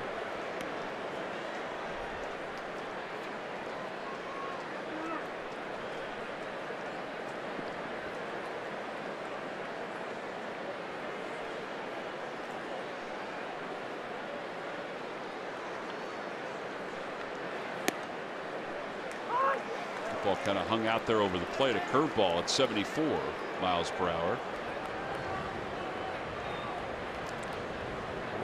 Venture to guess that Nick wanted that one back. Pretty easy one to elevate and hit up in the air, or hit a hard line drive, but right past Murphy. And a line drive base hit it to right field. That'll bring home Hoskins. An RBI single for Nick Williams. And the Phillies now lead it 5-2. RBI number 22 for Nick Williams, who's hitting over 400 here at Nationals Park. I'll tell you what, you know, give Reese credit leading off with a double, but, you know, give Odubel credit too. Getting Reese to third base, less than 2 outs. They pitch careful to Santana. They try to get Nick to roll over. He pulled that change up, but he pulled it just out of the reach of Defoe at second base to drive in Reese. And good piece of hitting by Nick. Good situational baseball too by the Phillies. And now Kingery takes high. It's 1-0. And it's only a 3-run game, but you know, you had the lefty warming up in Collins. Well, you know the thing with Odubel ground out when he ran past home, Santana patted him on the rear end like good job, and that's, you know, that's just great. That's winning baseball.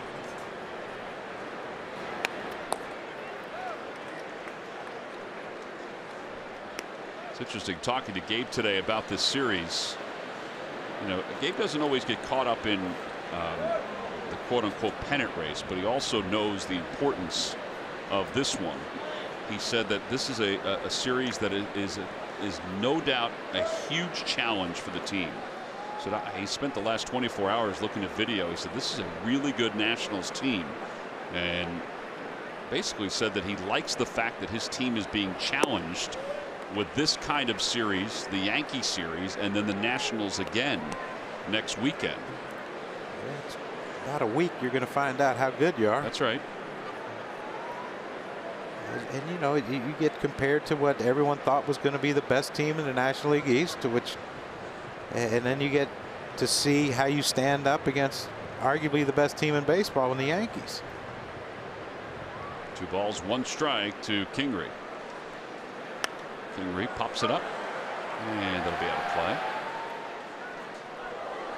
I also think that, you know, when you think about if the Phillies are going to make any kinds of moves to enhance their team, these next 10 days are going to be a pretty good indicator. Yeah, and you read stuff online, and you know, you hear they might be getting Adrian Beltre and Cole Hamels, and wow, okay, see if that happens.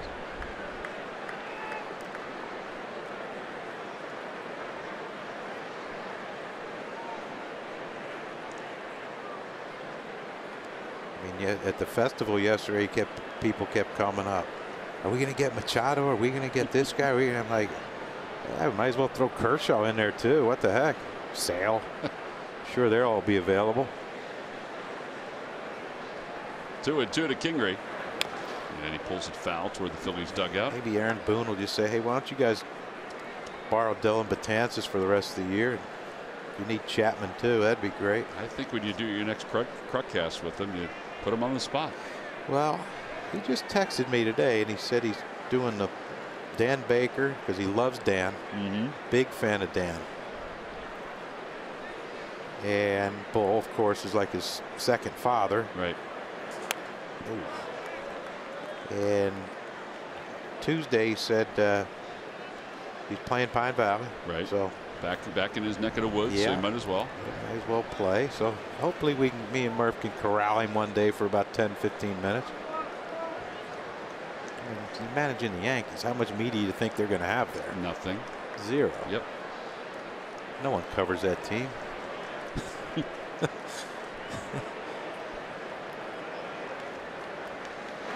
Attaboy, Scotty. Drive base hit to left field. Santana's being waved home and then stopped.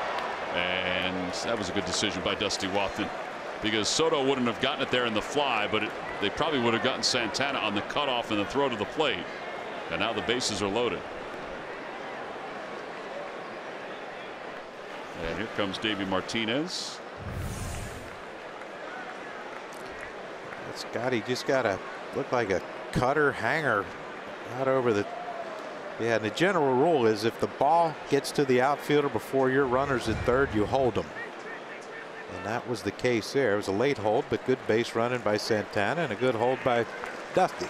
All right, so the Phillies are in the Nationals bullpen. A lefty coming in with one out here in the top of the fifth.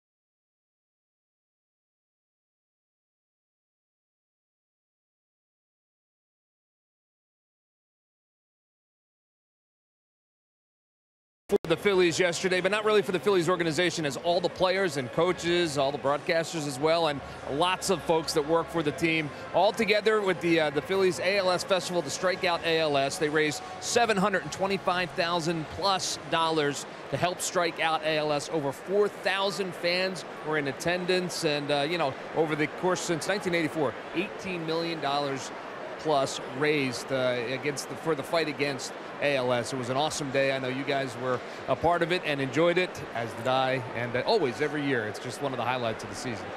Yeah, the players, hats off to all the players too for being there and putting in the time, not only from the festival standpoint, signing autographs, but also getting a chance to meet with all the patients afterward, the players, their wives, their girlfriends, their fiancés. They all, I thought, did an amazing job, as they always do.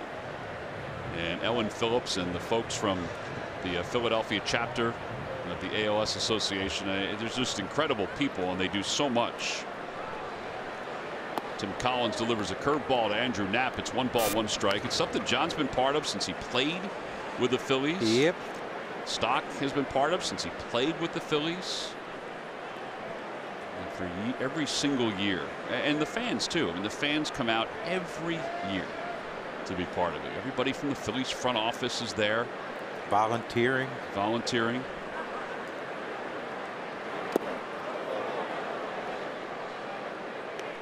2 balls and 1 strike.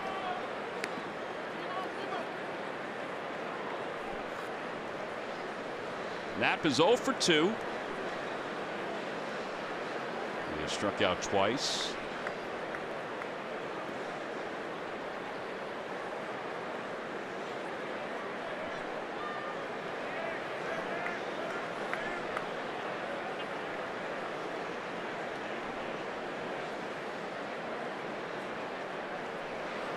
And a line drive hit it to left center field. One run is in, and they're going to hold Williams as Taylor's throw is cut off by Murphy. An RBI single, 6-2 Phillies on top.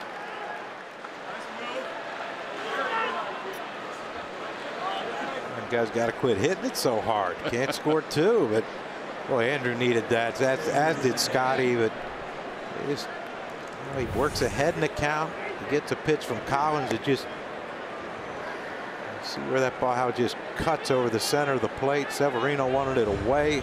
Saw Severino just drop his glove like, man, you missed your spot. You deserve to get hit.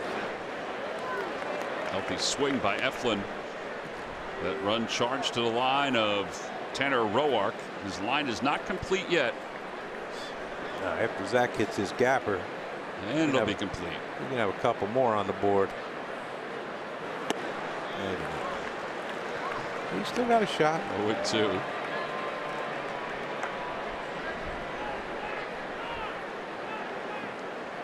Collins was a relief pitcher for the Royals for 4 straight years up till 2014. Check swing. He went around. Eflin did. And there are 2 outs. And Collins had pretty good numbers. This is the first time he's been to the big leagues since the 2014 season. And here comes Valentin.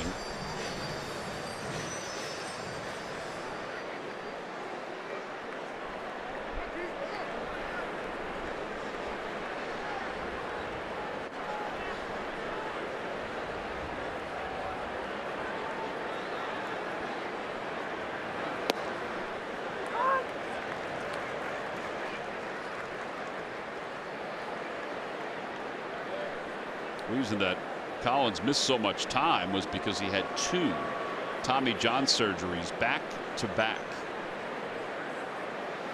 inside.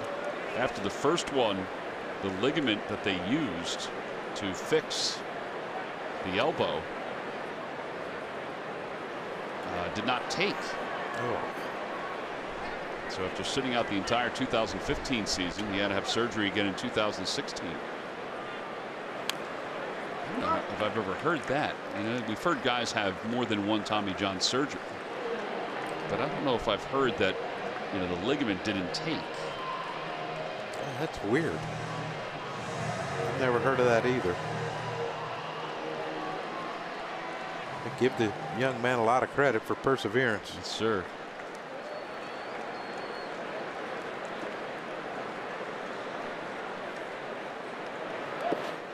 Throws a breaking ball, and it's 2-2.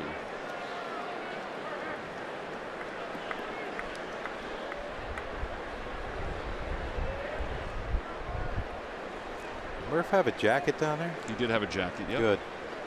I worry about my little buddy. Thanks, John. I'm all good. Valentin pops it up. Trey Turner settles under it. And the inning is over. The Phillies do score 2 more. They leave them loaded. We'll head to the bottom of the 5th. Phillies 6, Nationals 2.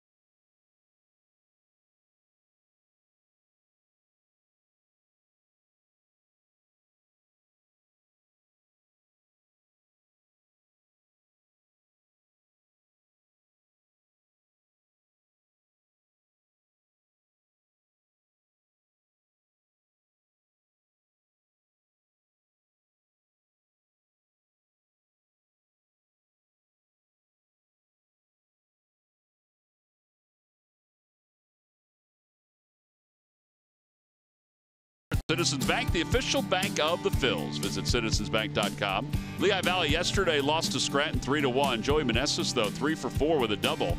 Reading defeated Portland 9-1. Zach Green at 4 RBIs. Clearwater defeated Dunedin 5-4. Adam Hazley, whose on-base streak ended the other day, well, he picked up right where he left off.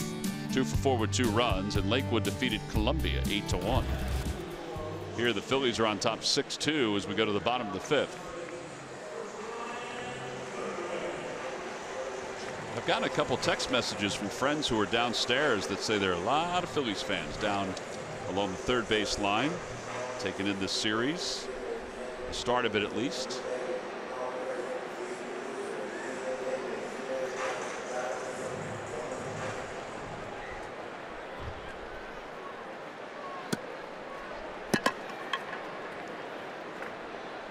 Brian Goodwin leads it off as a pinch hitter against Zach Eflin.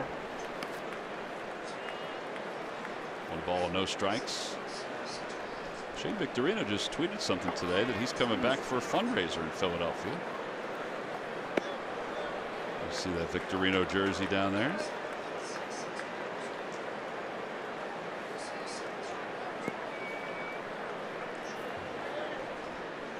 That might be the Fanatic. Yeah, fan of the Fanatic or the Fanatic. Goodwin pops it up foul. That'll be back into the seats and out of play. See, save the date, August 3rd. What is it? It's for the Shane Victorino Foundation at the Diamond Club at the ballpark. What's he do? Just hang out with him, have dinner with him, at lunch or whatever? I think that might be part of it. Yeah, I think it might be. It's a luncheon. Yep. Are we not invited? Well, I will ask him right now if we're invited.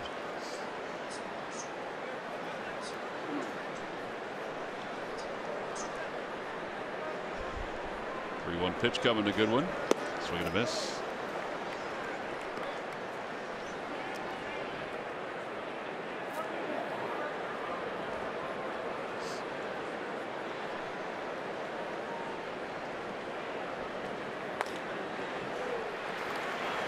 A high chopper out to Cesar. 4-3 on the putout. 1 away. Reminder of 4th of July, the Phillies will celebrate by playing the Baltimore Orioles. Little interleague play. It's also salute to veterans presented by Toyota. Arrive early for a special pregame ceremony. Visit Phillies.com to order your tickets now. John wants to know if we are invited to your celebration. All right, so we'll see what he says.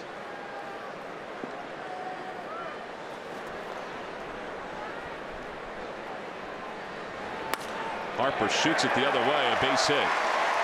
So Harper's going to get to try for second base. Hoskins' throw offline. So he's aboard his 9th double of the year.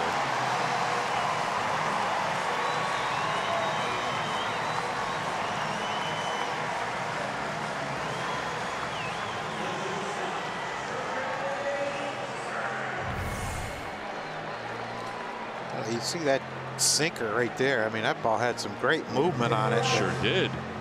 That's, there's one of the perils of the shift. You make a great pitch and hit what should be a routine grounder to third, but hey, it's worked twice already. I don't think he meant to do that. I think he just got a little fortune, I think right? he got that off the end of the bat. Wow. You see that there. He took it out the end and flipped it that way. If he had Lorenzo Cain's back with the bat with the piece missing, yeah, I was stuck. Would have been trouble. Yeah, would have stuck. What's the ruling there? Does he just run to first and throw it wherever he wants? That's a great question. I don't know.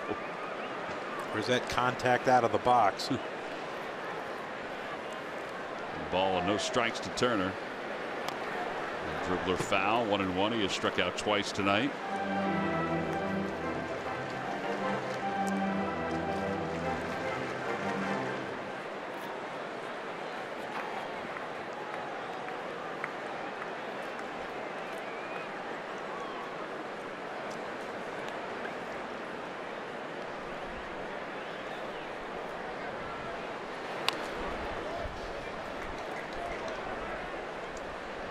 he struck him out with a changeup the first at bat and that beautiful slider his second at bat. Which way does he go here? I think slider again, but if he tries to get a fastball up just to see if he'll chase and then go down and away with the slider.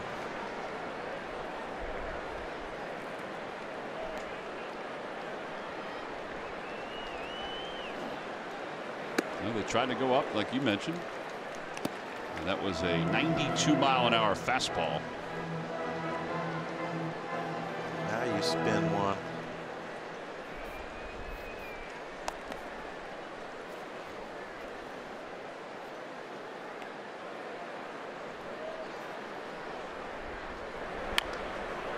Threw him a changeup. A lot of confidence in that pitch. Rendon on deck.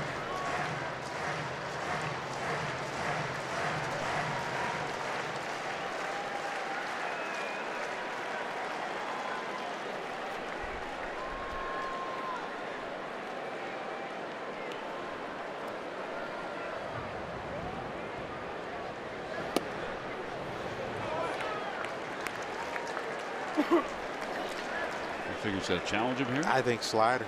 Okay. I think slider, 3-2 slider. See if you can get a chase from him.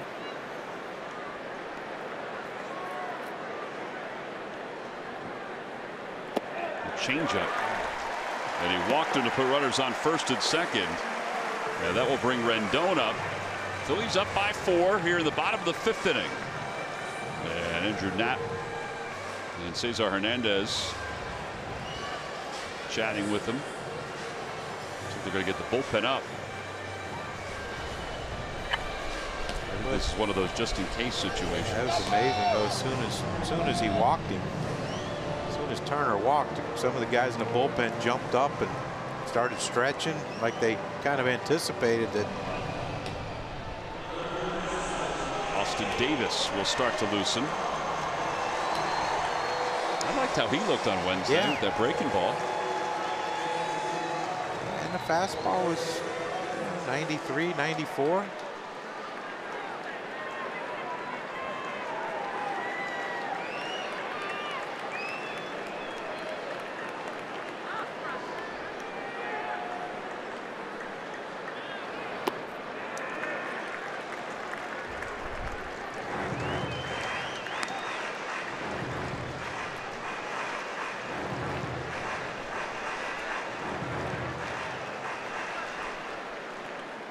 Good speed on the base paths for the Nationals.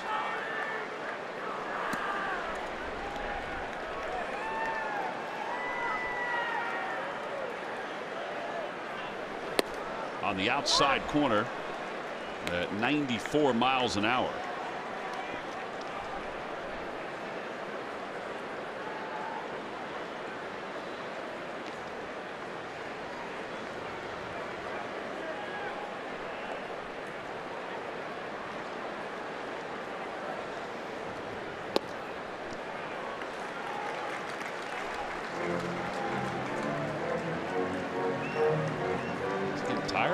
Yeah, it's just, you know, his velocity's been down. You know, he threw that high fastball to Turner, tried to get a swing of 92. I don't know if it's tired or he's mechanically lost something.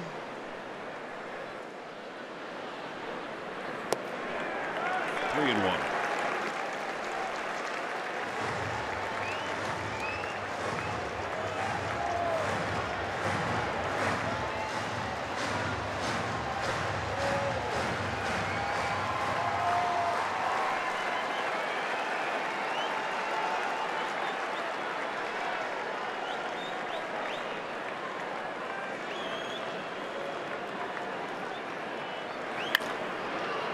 Two. Good pitch there. Got that in on the hands of Rendon, so he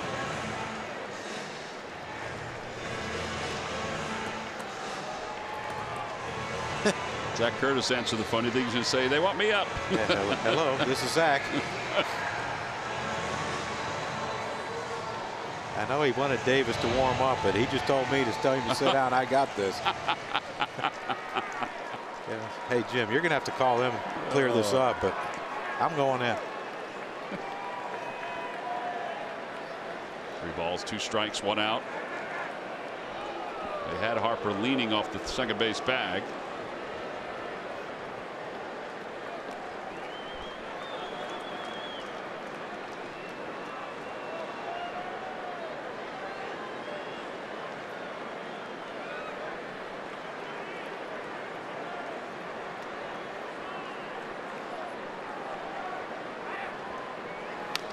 Fouled it off.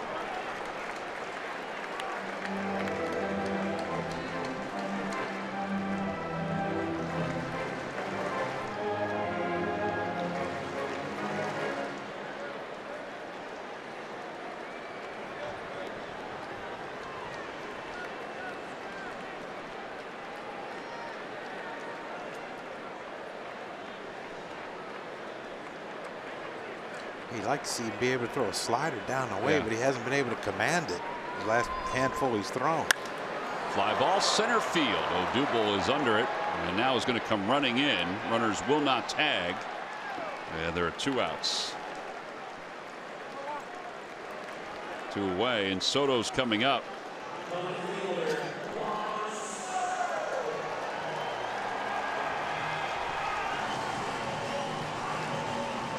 Revamp your office with the click of a button. Get an amazing deal on WB Mason's Super Seat Big Shot chair. With just 1 click, you'll have your chair assembled and delivered right to your desk free of charge.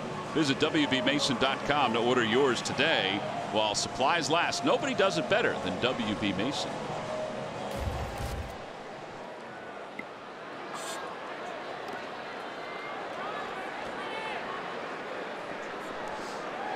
All right, so now it's Soto with 2 runners on and 2 outs. Eflin now just trying to get through this 5th. And he breaks his bat, loops it out towards center. Kingery is there, and the inning is over. Well, he had to work hard, but he's able to get out of it. No runs, 1 hit, and 2 men left. We'll head to the 6th. It's the Phillies 6, the Nationals 2.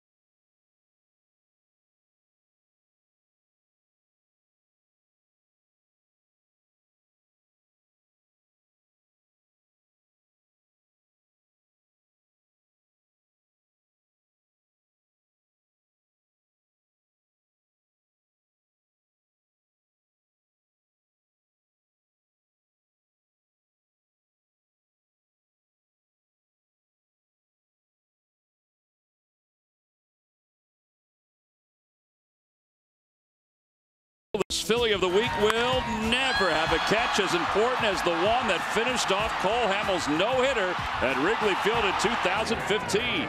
But no matter what he is doing at the plate, he continues to make plays while patrolling center field for the Phils. He's done it this season again and again, scaling walls and running balls down that most don't. He did it again to complete the series win in Milwaukee. And it's brought to you by Independence Blue Cross. Live fearless. Zach Eflin, his night may be done. We'll have to wait and see. As we go to the top of the 6th inning, the Phillies lead it 6-2. They might let him start the bottom of the 6th inning. It all depends on what happens here in this inning, I think. It's Cesar Hernandez, who is 1 for 2 with 2 runs scored. He'll lead things off.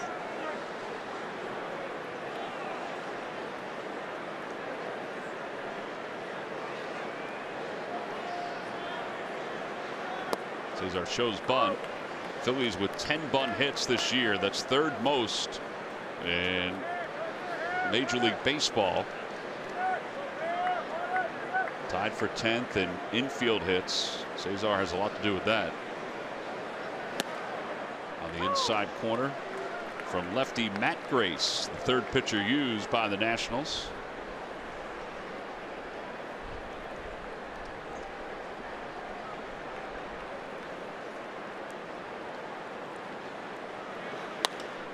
Off the end of the bat, base hit it to right center field. That's the second hit for Cesar tonight. Monday morning wake up with NBC 10 News today with Brittany, Bill, Tracy, Vi, and Jessica. News, weather, and traffic to get you and your family up and out the door. Weekdays from 4 until 7. Count on it.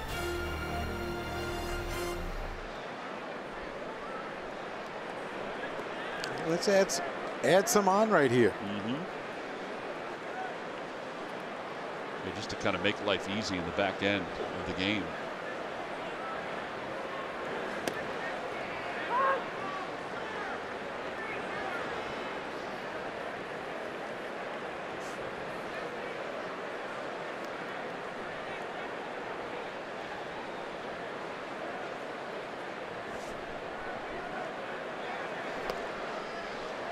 Oh, 2 to Reese.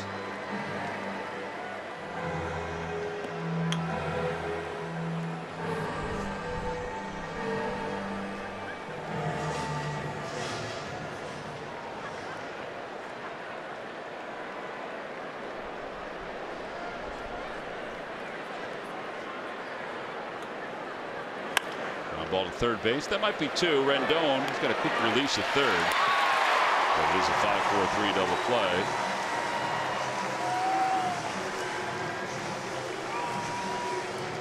Odubel coming up, and he provides us with our Toyota turning point back in the third inning. Oh, as he has done pretty much for the last week.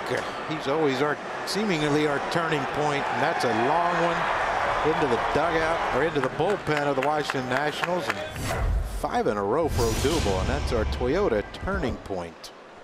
Brought to you by Odubs. He's got his average back over 300 at 303. His comfortable OPS. And he breaks his bat and singles again. He's going after that first pitch a couple times. I don't blame him.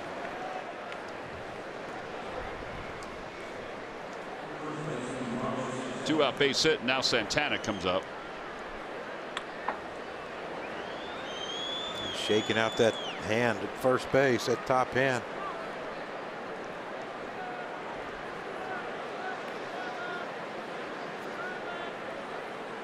Hurts a lot more if they caught it. There's Davis warming up again. I guess that's our answer about Eflin. I guess.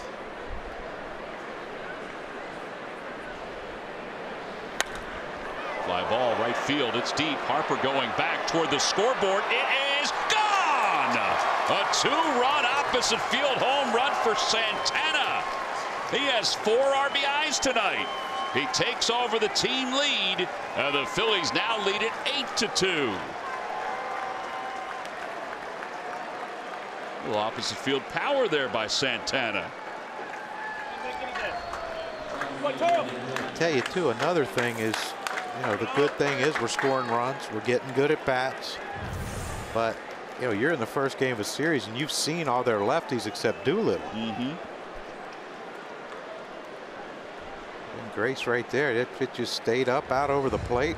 We know the power that this man possesses to off fields. As Williams takes a strike, it's 0-1. Well, there are those add-on runs that you talked about. Yes, indeed, very important. And, you know, and the thing is too, you get a leadoff single from Cesar, resits into a double play. You think, oh, yeah, there goes momentum for this inning, and then Odubel breaks his bat and hits a line drive to right field for a hit, and then the next pitch, Santana goes deep.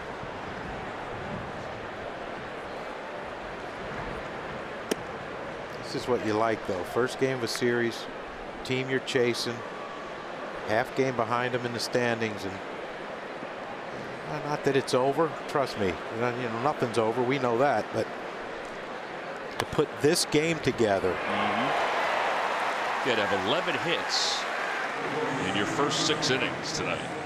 Phillies scored 2 runs and the 2-run home run by Carlos Santana. They get 3 hits overall. Here is Santana's swing going the opposite way against Matt Grace. That is his 12th home run of the year. He's got 45 RBIs. The Phillies lead at 8-2 as we go to the home 6th.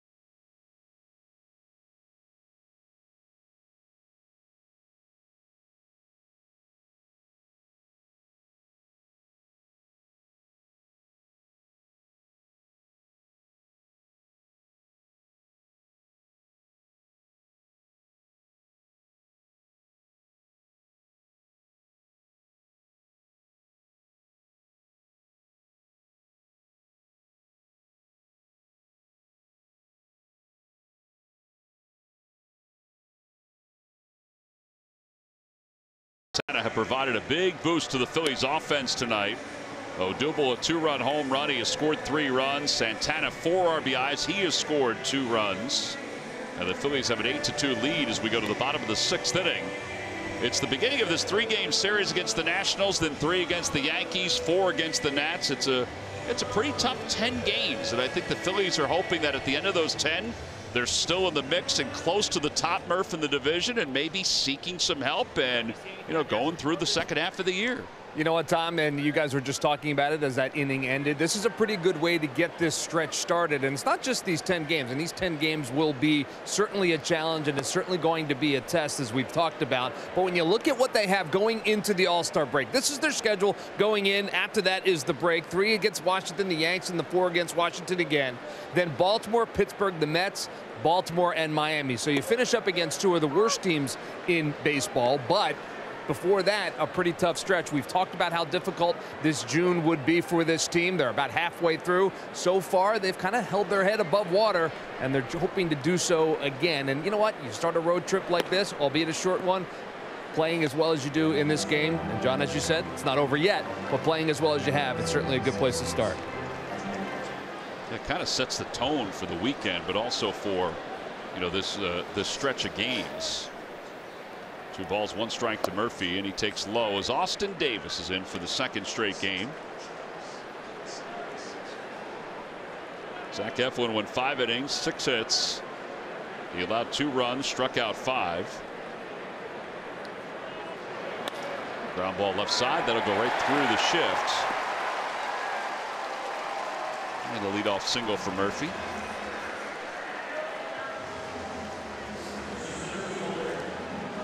Michael Taylor is the hitter. 3-1. Davis fell behind Murphy 3-1 and threw him a fastball away. And you know, look, I understand his average is under 100, but that's not Daniel Murphy. That's Daniel Murphy. Get a pitch, slap it the other way, get a base hit.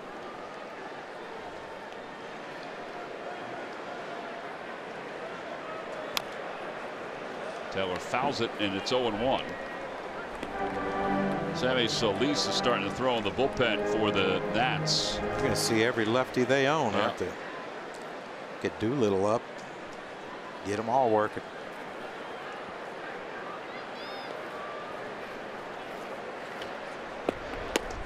Just a bit outside. There's Solis. Matt Breen had a nice story about Austin Davis these last couple of days about his relationship with Roy Halladay. Very descriptive story about Halladay talking to Austin last year and talking to him about the way the mind works and how he can put baseball in perspective in a lot of ways. It was a really cool story about what the work that Roy was doing with the Phillies' young players before his untimely death. As Taylor's down looking on strikes, 94 on that fastball. I think the one part of that story that really stuck out is the one statement that Roy said, that no matter what level you're at, that it's still just baseball. Yeah. So, you know, whether it's now or in single A, you got 2 strikes. If you have a good fastball at 94, locate it like he did with Michael Taylor there. That's the hardest thing to convince your mind of. That is this the same game you played since you were a little kid? Just more people watching, more at stake. But other than that, like if you played for a championship in Little League, there was pressure. You play for a championship in Major League Baseball, there's pressure.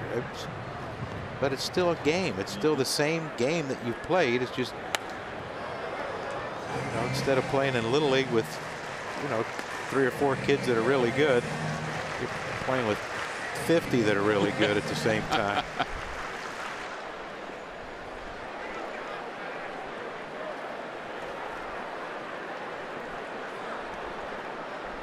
The balls and 2 strikes to Defoe. Defoe doubled his last time up. Ground ball towards second base. Cesar feeds it to Kingery, and a 4-6-3 double play, and the inning is over. No runs, 1 hit, and nobody left. On to the 7th inning. Scott Kingery will lead it off with the Phillies up 8-2.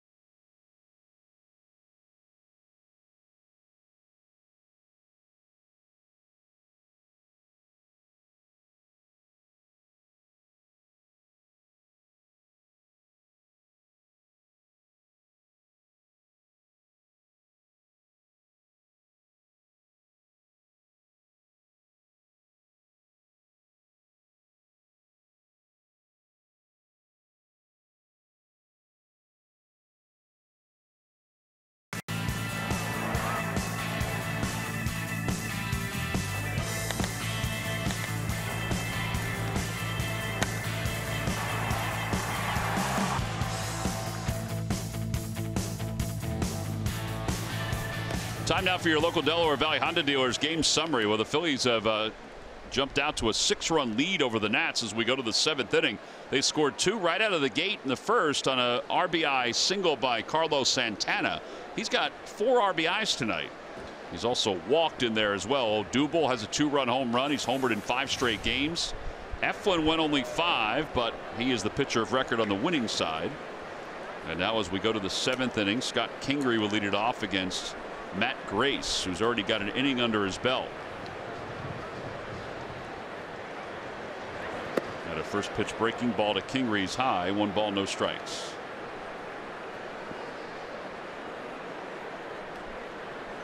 Kingery has singled, he's flied out to right, and he is struck out.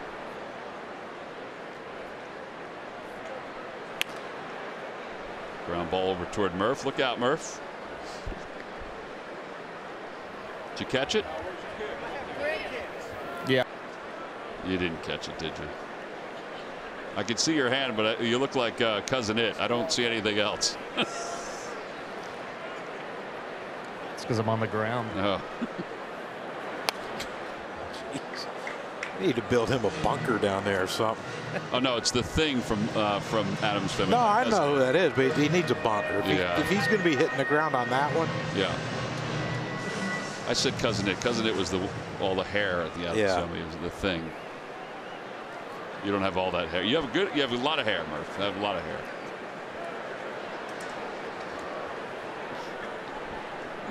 Chuck, our statistician, has a lot of hair when I'm talking.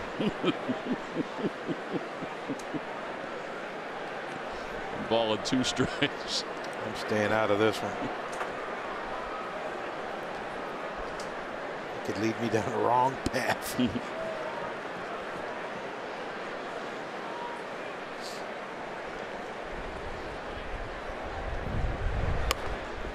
Another ground ball past Dusty Wathan. Ooh.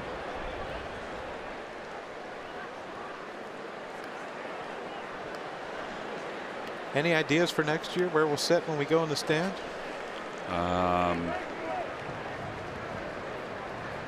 Nick Marquette, our director, just said he has one. Well, knowing Nick. Yep. Who knows? A little flare out towards center. Michael Taylor will go back to make the catch. 1 out. Phillies baseball is brought to you by your Delaware Valley Honda dealers. Hurry to your local Del Val Honda dealer or visit DelValHondaDealers.com. And by Jefferson Health. Call 800-JEFF now or visit jeffersonhealth.org.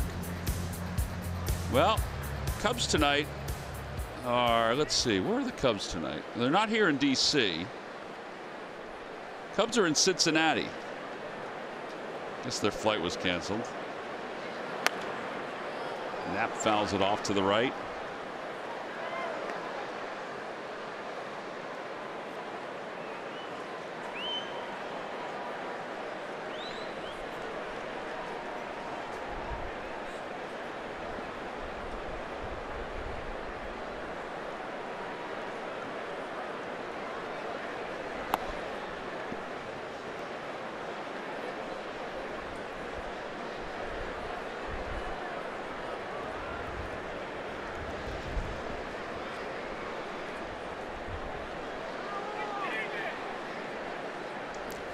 I'm assuming that they were originally from Chicago and they moved here for work. Yep.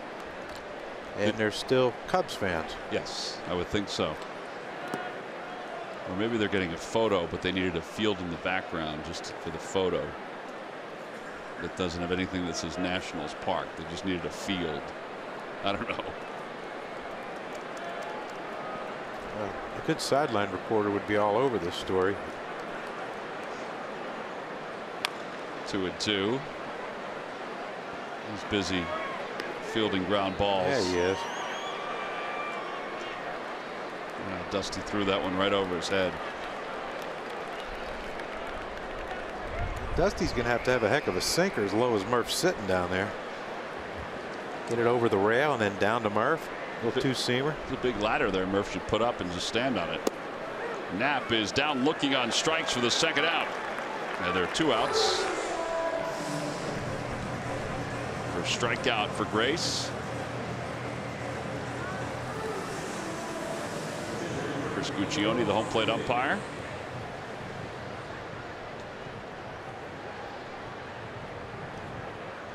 And Austin Davis will get his first at bat.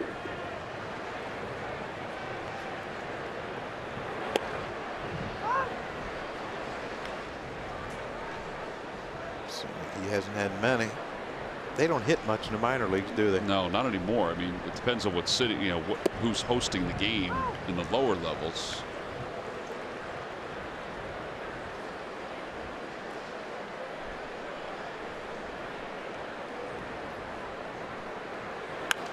You got a piece of it.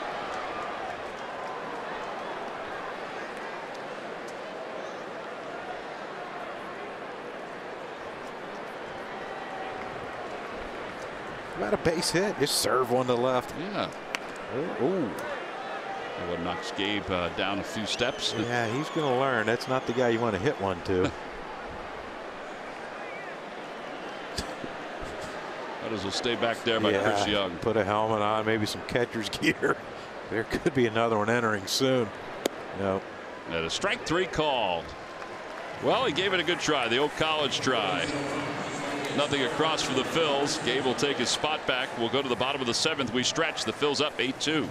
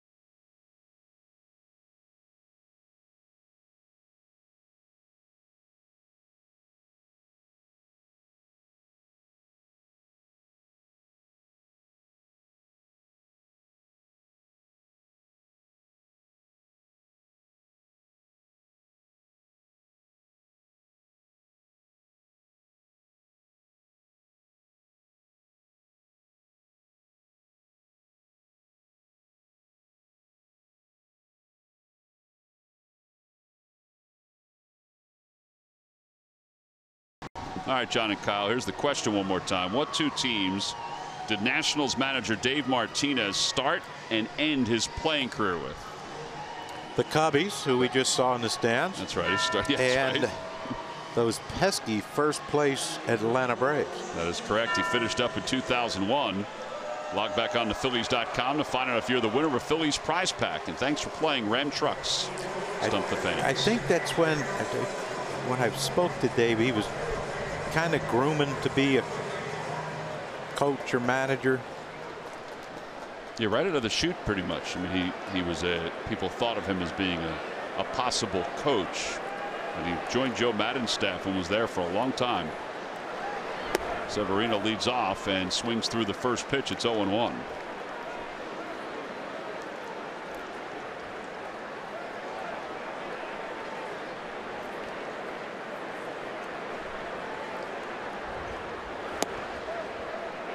No balls and 2 strikes.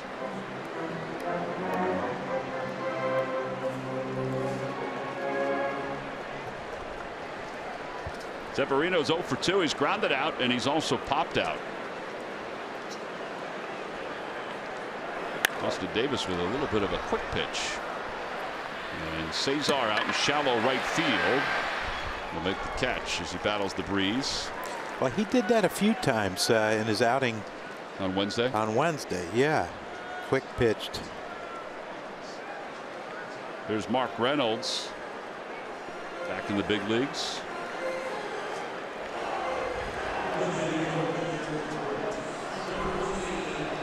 It's been a pretty good pickup for the Nats.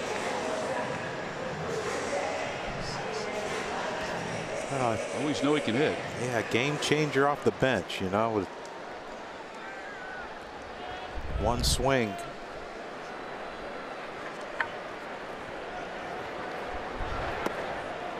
Takes low, and it's 1 ball and no strikes. Reynolds, who was a starter in the early part of his career, led the league in strikeouts 4 straight seasons, but also had a 100 RBI year. That was with Arizona back in 2009. This is his 12th season in the big leagues. Last year he had 30 home runs and 97 runs batted in. Grounds that one off the mound. Kingery right near the bag. 2 outs. Amazing though, John. How about that? 30 home runs, 97 runs batted in. He hit .267, played in 148 games, and couldn't find a job. That's surprising this year. Yeah,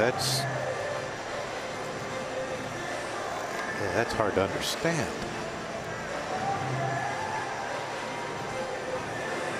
He's already got 6 home runs in 25 games, now 26 with the Nats.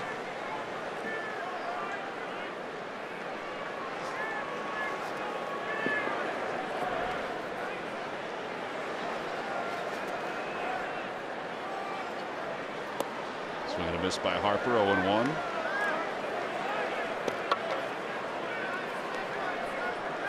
See if he quick pitches Bryce here.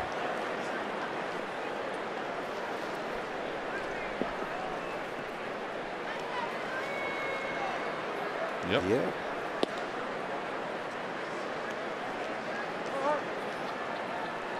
Nobody's on, so he can.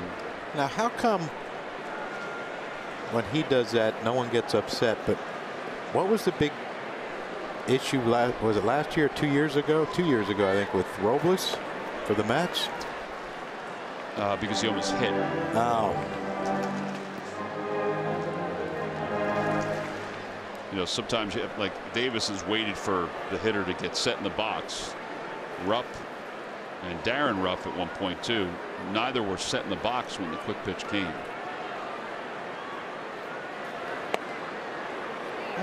Good spot. I heard that barked from the dugout.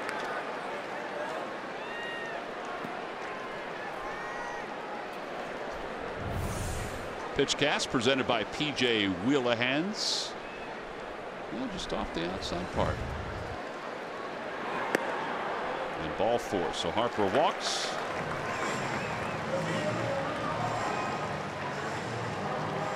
And Trey Turner is due up. Bring the family to see the post-game Xfinity fireworks Friday, June 29th, Saturday, June 30th. When these Nationals are in town, it's next weekend. Stay after the game for the best fireworks show in the city. Go to Phillies.com to purchase your tickets.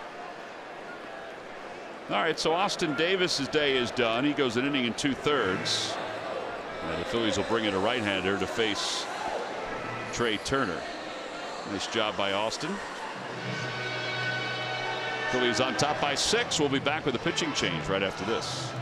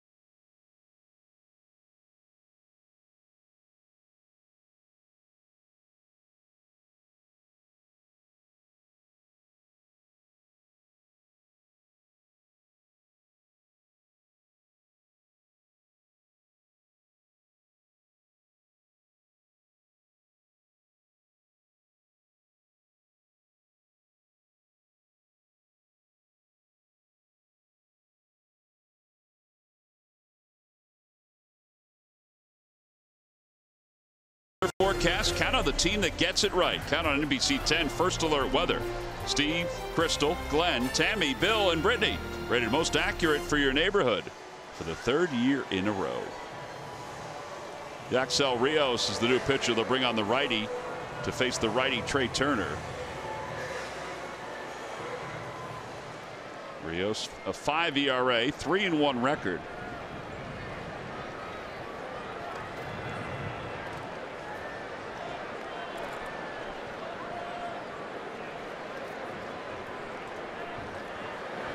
Outside 1-0.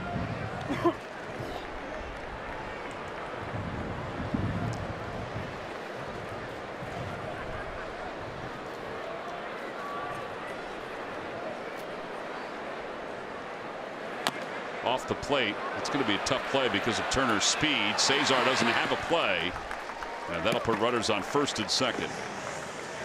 I think Cesar thought maybe he can make a similar play that he made on Wednesday. Yeah, that's a tough one. No, Turner could fly. The only chance you had was Kingery getting across, coming across in front of Cesar, possibly with his momentum going toward first to get him. And even that would have been difficult. Yeah, watch Kingery right here. I mean, he's charging in. Cesar cuts over in front of him. I think the only chance they had was, like I said, if Kingery could get that ball in front of Cesar, quick transfer and bullet throw to Carlos, maybe that'd been the only chance. But now the work begins. Well, with 2 outs, it's Rendon, who's 1 for 3. Flat out to center field in a big spot his last time up. This time out to center field. Odubel on the run. He's to the spot. He waits for it, and the inning is over. So the combination of Davis and Rios gets through the 7th inning. No runs, a hit, 2 men left. We go to the 8th. The Phils enjoying a 6-run lead.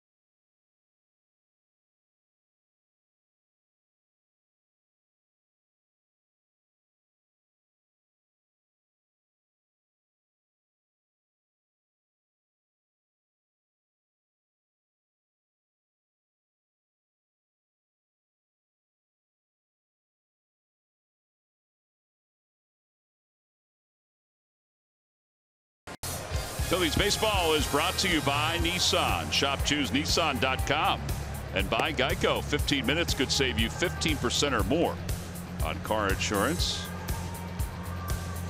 Day 1 here in Washington, D.C. The Phillies enjoying an 8-2 lead over the Nationals. Got my instructions from my lovely son. Quit choking down the popcorn and get back to work. Sammy Solis will take over. 37th game for Solis. As we go to the top of the 8th, they'll face Jesmuel Valentin. Tell you what, whoever invented that bring your kid to work thing ought to be having a nice talking to. You think Scott's going through the same thing with Gus over? Is Gus over in the radio? Yeah, Gus is over in radio. Charlie's down in the production cabin. Gus is quiet. What about Charlie? I just met Charlie for the first time today. I think Charles is quiet. 1 away. Trying to talk Jeff into letting Charles stay for the roundtable and be a special guest. Well, Gus. Look, that little guy's choking down some popcorn too. He's got a bigger bucket than you do. How did he get the big bucket? You got me this little old bag of popcorn. Look, he's not letting him have it. You know what he said? What's that? He said that's like $2 more. Well, he's being frugal. But it was my money. There's some truth to that. Well, you know why? Because you gave him money for a big bucket. They didn't take cash, so he used his debit card, so he's made money on it. Yeah, well. It's outstanding. 1-1. Can't beat that. Look at that. I would love. He said, wait a second. I only said you can take 4 pieces. Put some back. I would love for the little guy to dump it on his brother's head. 1-2.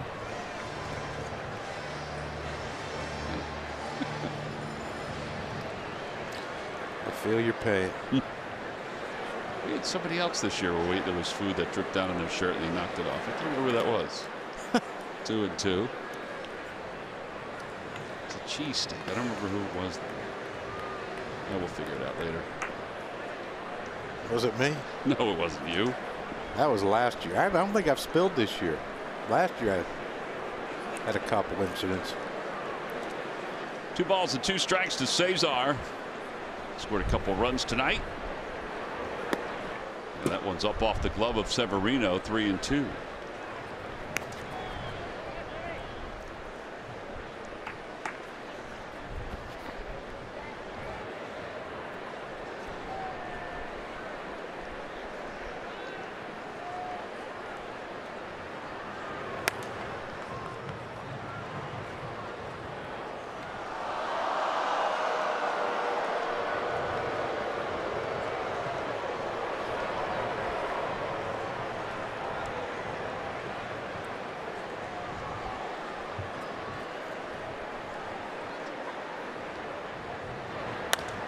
Back toward the middle, and waiting for it is Defoe. There are 2 outs. Time for the Major League Notebook. And here's Greg Murphy. Murph. All right, thanks, Tom. Brought to you by the University of Maryland, University College. And the Dodgers will welcome back their ace, Clayton Kershaw, tomorrow versus the Mets. It's going to set up a pretty good pitching matchup up there at Citi Field. Jacob deGrom and Kershaw, Saturday night in New York. Kershaw has started just 1 time since May the 1st. That was against the Phillies, you'll remember. Also, Chase Utley returning for the Mets series as well for the Dodgers. And some news from D.C. as well, as Bryce Harper announced today that if he is an All-Star, if he is selected to the All-Star team when the game right here in Washington, he will indeed participate in the Home Run Derby the night before. He's been in it once before in his 2nd year in the big leagues back in 2013, but he said he will participate this year here at Nats Park, but only if he is a member of the All-Star team. So we'll wait and see if that happens, and then we'll see. I mean, he is the leader in home runs, but he is, well, he's got to be in. I would think. I would think so, too. I didn't see the latest voting. I mean, he was among the leaders the last time I saw it. I think he's 4th amongst outfielders. Okay, is he dropped now? Okay. Yeah. 1 and 2. But I mean, if you're Dave Roberts, and even if he doesn't get voted in, you don't take him in Washington.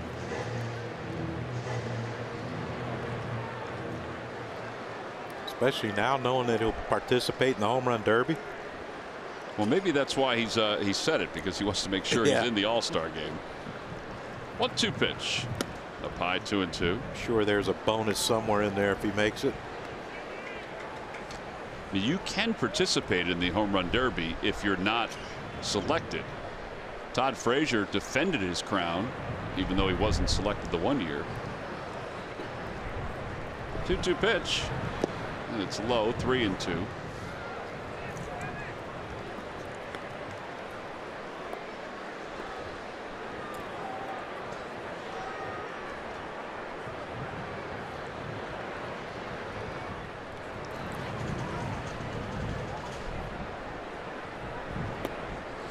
Ball 4. Hoskins draws a walk. He's been on base twice. And that will bring Odubel up. Who we got tomorrow? Nola? Nola tomorrow. Fetty for the Nationals. They just brought him up earlier this week. He's made an appearance. There he is without the pullover on, sitting between Gio and Scherzer. Phillies are thinking there's a chance Scherzer gets into a game this weekend. Why? Only because of the shortness of his last outing. I thought his last outing was yesterday. Hold on a second. Let me look.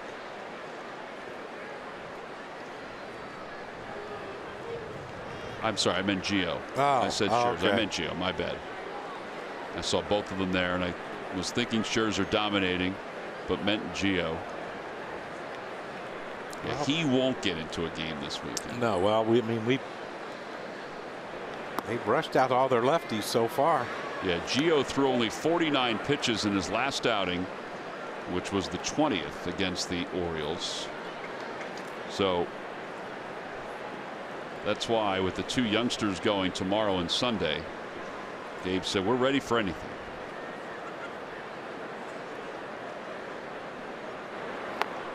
One and 2.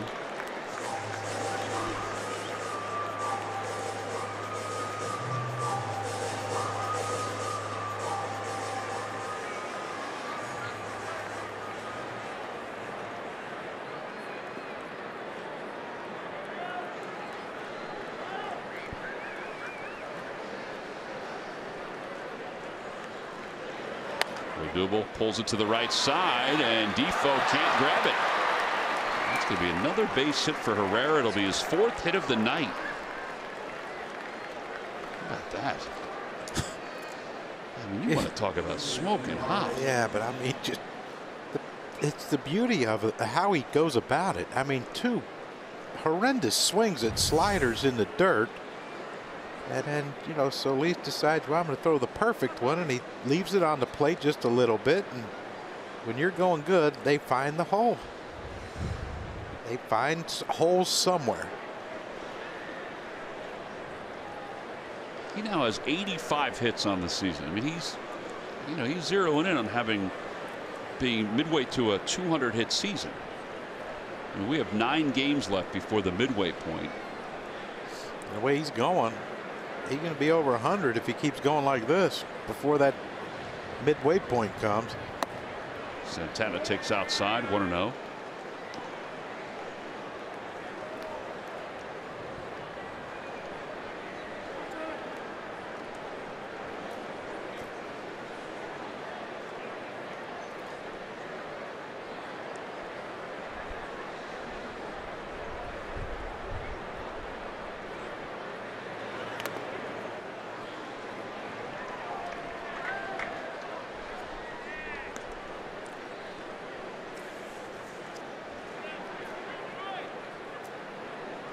I mean, how quickly? I mean, he gets his batting average up to what, 360, and then he struggles and it gets down into the 280s. Yeah. Now he's back over 300 again in what, 10 games? Yeah, it's quick. Yeah. Inside, 2-1.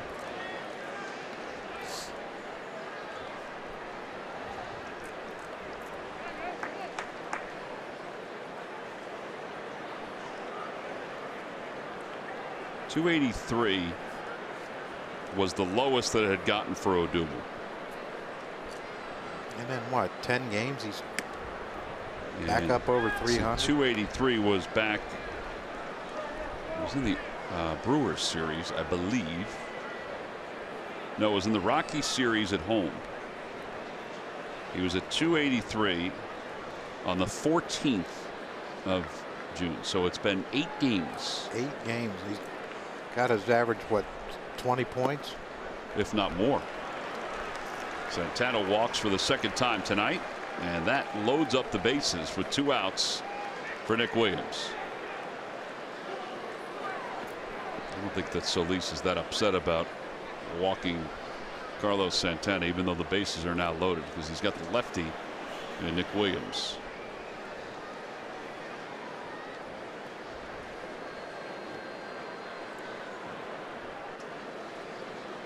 Has everyone gotten a hit today?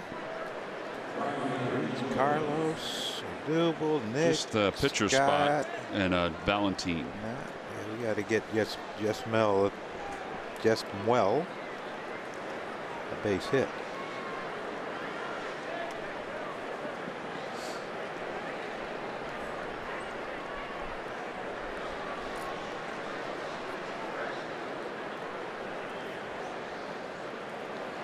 Fastball, and it's 0-1 to Williams. Tomorrow we'll be on the air at 4 o'clock for the NOLA matchup. And then it's a night game on Sunday, a nationally televised game on Sunday. We will be in Sunday. Where will we be, Tom? We will be in Ocean City. Be great. There you go, Nick. Off the glove of Defoe. 1 run is in. Here comes Odubel. He's going to score. It's now 10-2 in favor of the Phils.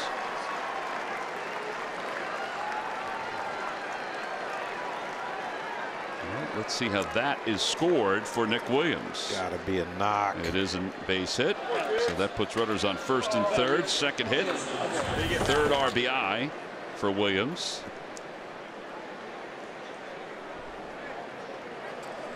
Just a hanging slider by Solis, and he jumps all over it. This is beautiful. I mean, you come into a big series and now you start just bombarding their pitching staff. And off the glove of Severino, here comes Santana. He'll score standing. And it's 11-2 Phils. It'll be a wild pitch.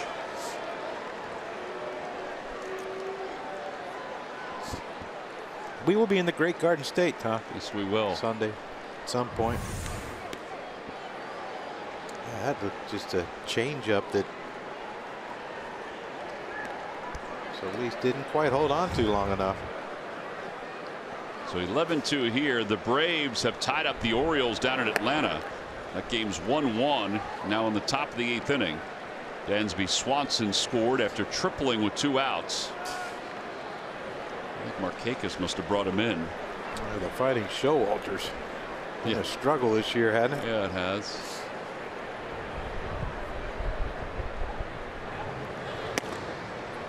Two and one to Kingery. You think how demoralizing it is. You get off to just a rocky start.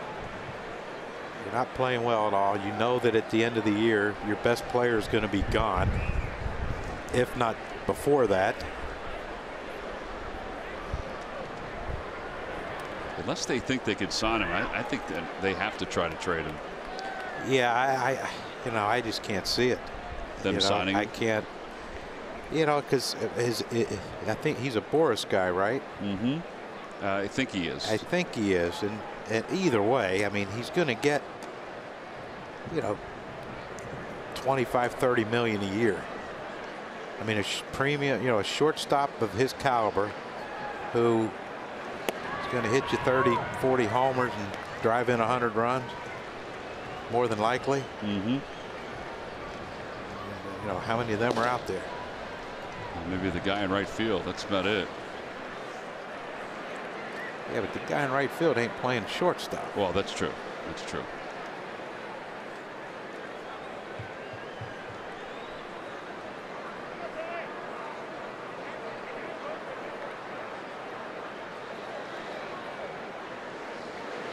Kingery pulls it foul. Oh. Everybody okay down there? Well, he had the glove on his hand. Yeah, he did, and it looked like he got trapped on the rail there and bounced off the padding in front of him.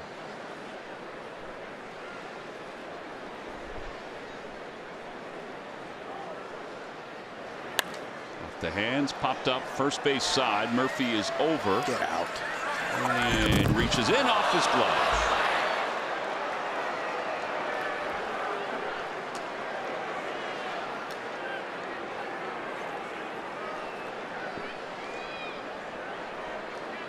Got another chance, Scotty. That was a tough play. That looked like that ball started coming back. It looked like he wasn't expecting it.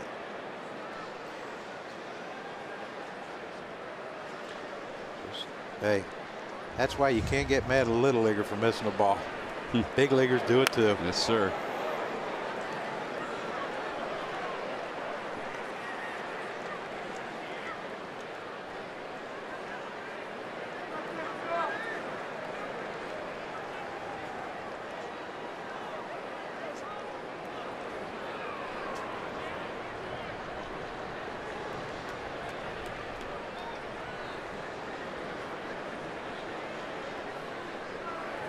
Kingery rolls it over to third. Rendon is up with it.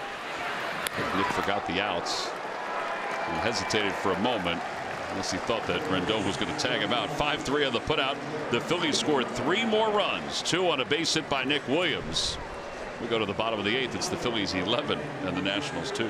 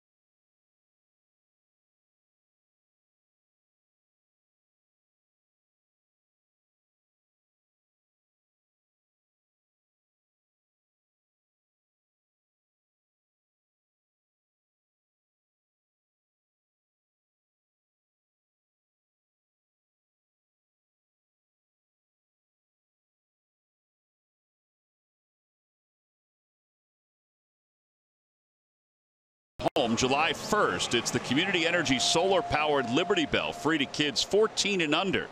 Go to Phillies.com to order your tickets. Again, it's a 1:35 first pitch.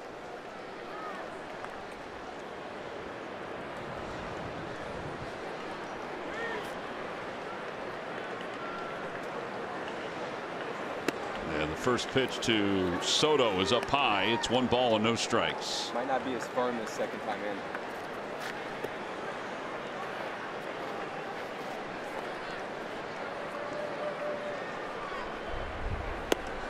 And strike, 1 ball and 1 strike.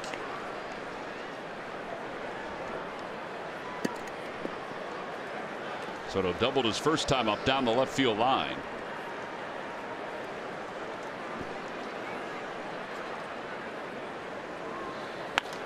Out to left field. Hoskins is over toward the line. He has room, puts it away, and 1 away here in the 8th inning. That was a 96-mile-an-hour fastball from Yaxel Rios, and every time a Phillies pitcher records a pitch of 95 or more, Comcast will make a contribution to Phillies charities. Phillies baseball is brought to you by Xfinity, the fastest internet in Philadelphia. It's a good night to be a Phillies fan. Happy they made the trip to watch this one. Yes, sir. Phillies can win this one, then hoping now that the Braves will lose to the Orioles. Give them a chance to gain a game. As it turns out, the Braves have played 41 games already against the National League East. Wow. The next highest total are the Mets, who played 28. Then the Phillies, who played 25, and the Nats and the Marlins have each played 22. So if you're going to catch the Braves, you're going to need somebody else to beat them, like the Orioles tonight. Yeah, the bad thing is we've already played them, what, 76 times? Yeah, we don't play them again until September. Well, it could be a huge series. Yeah. Cesar takes the big hop. 4-3 on the putout. The thing about it too is that the Braves have beat up on the National League East. They're 27-14 against the National League East. Phillies are 10-15. Nats and the Mets are at 500, and the Marlins are 7-15.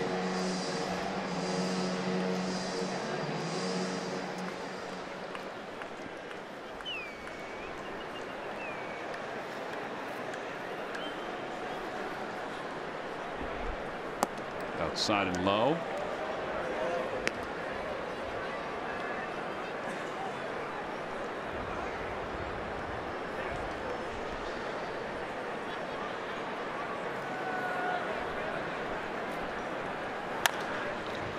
Over to shortstop. Nice hop for Kingery.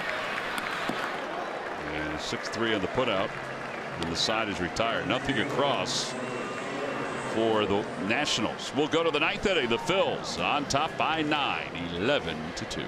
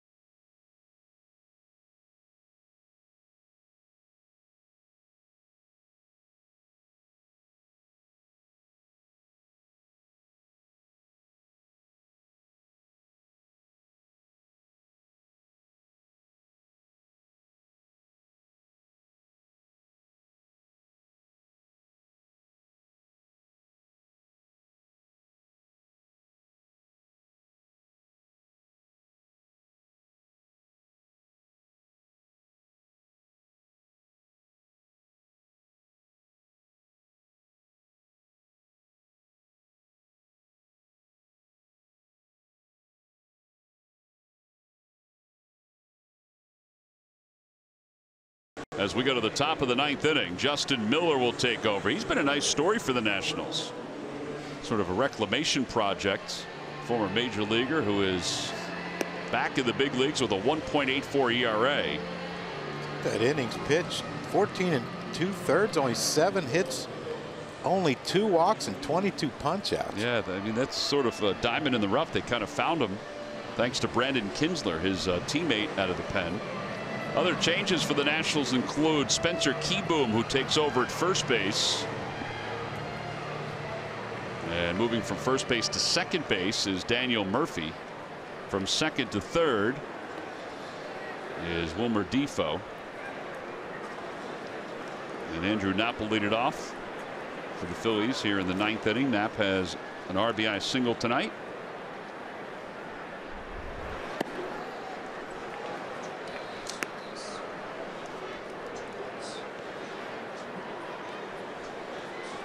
A tentative Sammy Solis goes an inning and allows 2 hits and 3 runs, 2 walks. Inside. Miller sets up with his seemingly it was back to the hitter.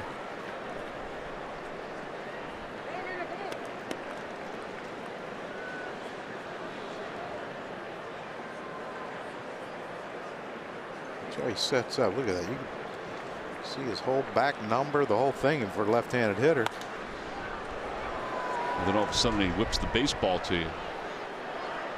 Defoe is over. Boy, the wind really took that one, didn't it?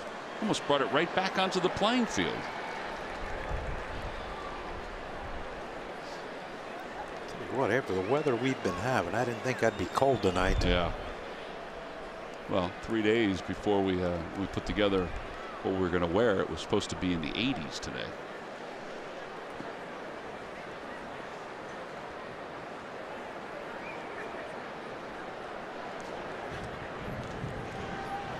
Two balls and 1 strike. 2-2. Zach Curtis, who was just added to the Phillies bullpen tonight after Jake Thompson was sent out yesterday. Gabe was asked today about it, and he said, yeah, he goes, with the Nationals, the way they have it set up, he goes, we wanted to make sure we had another lefty in the bullpen.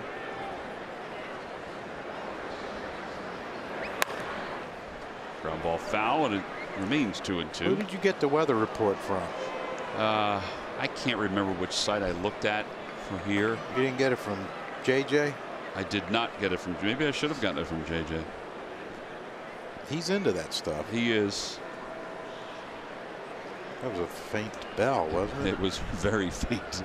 It might have been solar operated, like the one we're giving out next week. Sun hasn't been out here in a couple of days. 3-2. I think I looked. I think I just looked at weather.com, honestly, and there was no rain in the forecast, and the temperatures are supposed to be nice and warm. Hey, I'm not complaining. I'm not a big fan of the heat. It's good you don't live in Florida. Knapp fouls it away. Remains 3-2.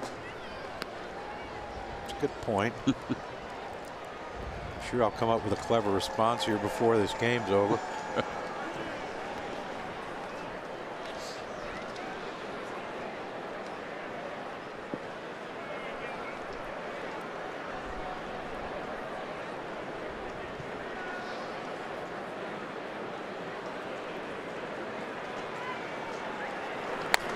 The ground ball foul.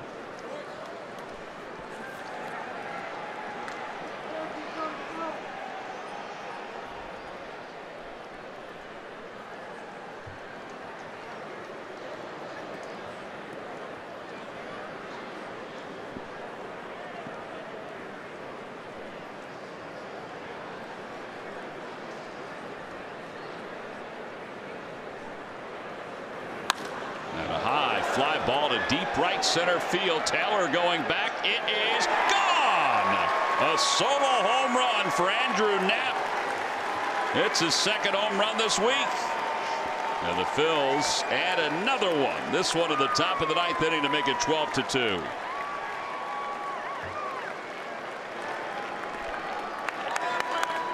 Get some more playing time. See the baseball a little bit. Boy, Andrew, yeah, he had some really good swings, though.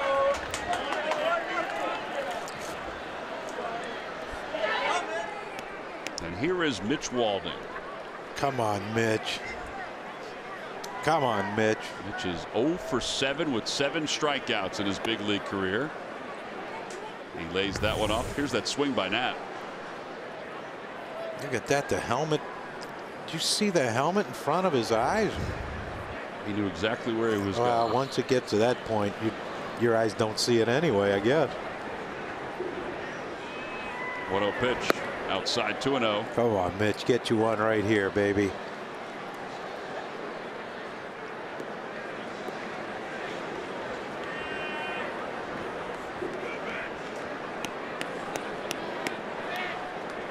Those are his numbers down in AAA, swinging the bat well. The Nationals have the overshift on, not necessarily the same way as the Cardinals when they had 4 infielders on the right side. 2-0 pitch. Swing and a miss, 2-1.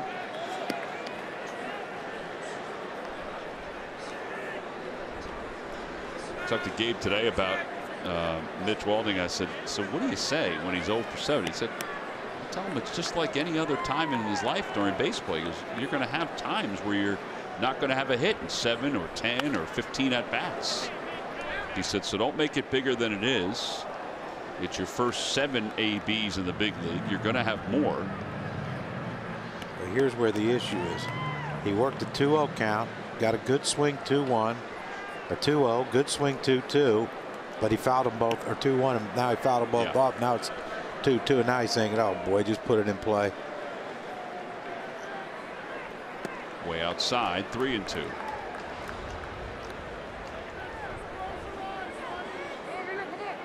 I don't think every ball player can relate to that, John, right? You have spurts of 0 for 10, 0 for 11. Hey, there was years when I was hitting over 300 and I'd go 0 for 10 and I feel like I'd never get another hit again the rest of my life. 3-2 pitch. Inside, ball 4. So he draws his first major league walk. All right, so there you go. Get a chance to see how it feels over in a big league first base bag.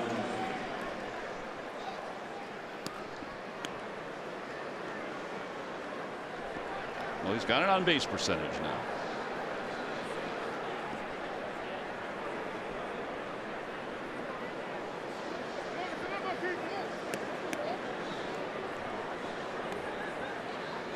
And now Valentine, who is 0 for 3.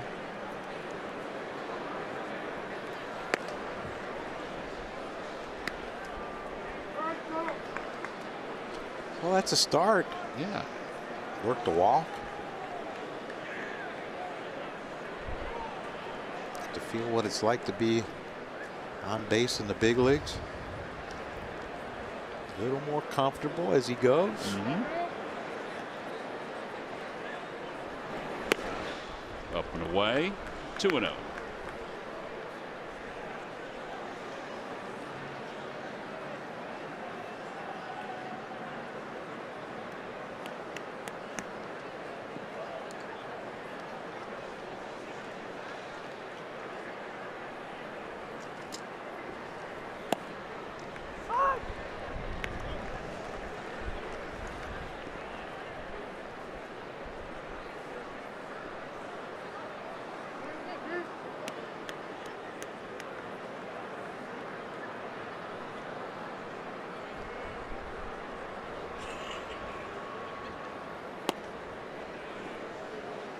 And now 3 balls and 1 strike to Valentine.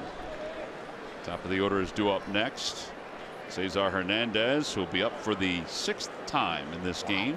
He must be going good. This guy didn't give up any walks, any runs. Yeah, he'd only allowed 1 home run in those 14 2/3 before tonight. Giving up a homer and a walk. Should have given up 2 walks. Might have helped him out there.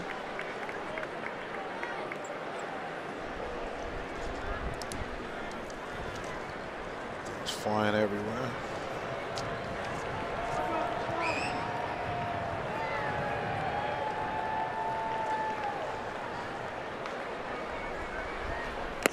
Swing and a miss. Well, the team strikes out. One away here in the 9th inning. By the way, the Braves have just taken the lead over the Orioles in the bottom of the 8th inning. Charlie Culberson again with another base hit at the end of a ball game.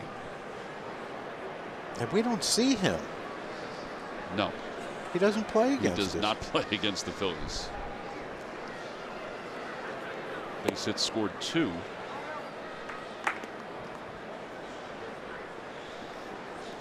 Somebody's got to cool them off. They're up 3-1. They're up 3-1. Man.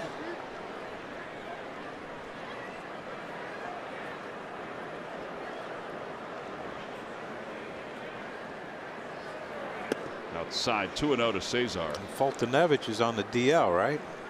Fultonevich on the DL. They just put their rookie on the DL today. Acuna?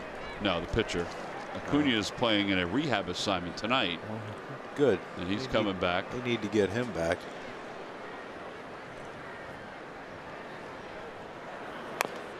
Two and 1 to Cesar. And that one goes off the front of the dugout. Zach Curtis still throws in the pen. Braves have won 7 of 10.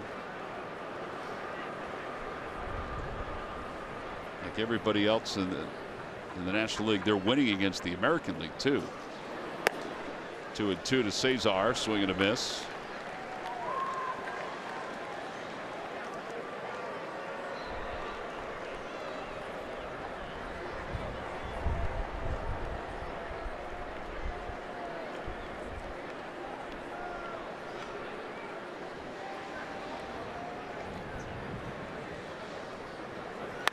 Over to the right side. Better hurry up. Cesar will beat that easily. Good. That's nice right there. 12-2. Still playing hard. That's got to be frustrating for David Martinez. That Miller just wasn't running hard over there to cover. I guess. I mean, look at, first of all, he hesitated. Yeah, and then he's not a just, dead sprint. He's not. Yeah, he just wasn't running hard. The toss didn't have a whole lot on it either. Well, I'm sure this is one of those that there should be 2 outs here. They give that man credit. Oh, he sniffed a base hit. 3rd hit of the night for Cesar. I know there was an incident a couple weeks ago where he might not have ran as hard as he should have. That he had a talking to by someone we all know and love. Yep. Had a nice casual walk back to the car one night. Well, and you know it. I think it sunk in because he could easily have shut that down. Mm-hmm.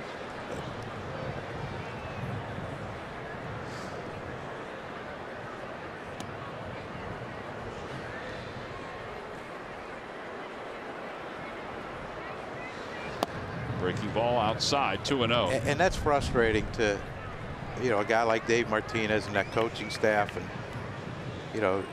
no one, you're getting pummeled. And not only are you getting pummeled, but now they're out hustling you.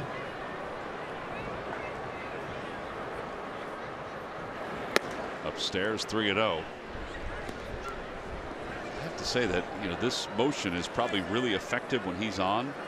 But when he's off, it's probably hard mechanically to get it back straight.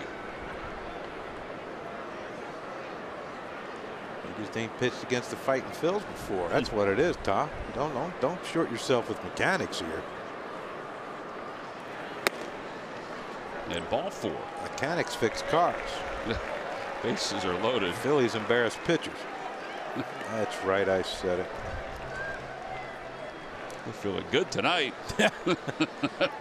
Round table should be some special stuff today. It should. Well, now with the bases loaded, here's Herrera, who already has scored 4, driven in 2, has 4 hits. Pinch hit. And it's going to be Aaron Altair pinch hitting. It's 0-1. Got Odubel out while he was sizzling. Saving him for tomorrow.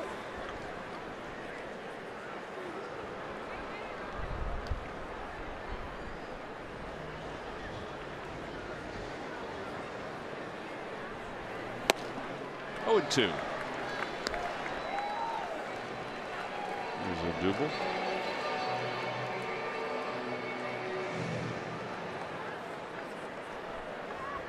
Boy, Aaron with good career numbers with the bases loaded.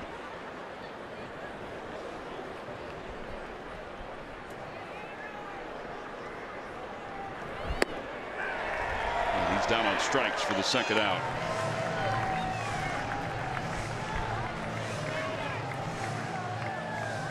Two outs. And now Santana's coming up. He has 4 RBIs tonight. And one big one here is a Just thinking about that. heck of a night.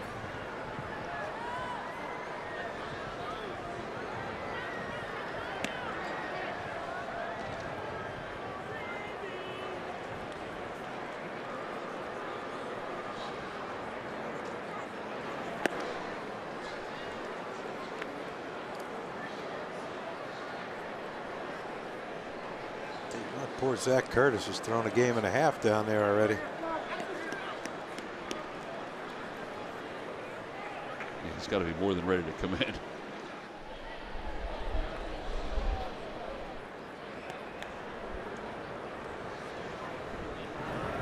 Fastball. And it's 1 ball, 1 strike. Most RBIs this season for the Phils. And a game is 6. By Michael Franco.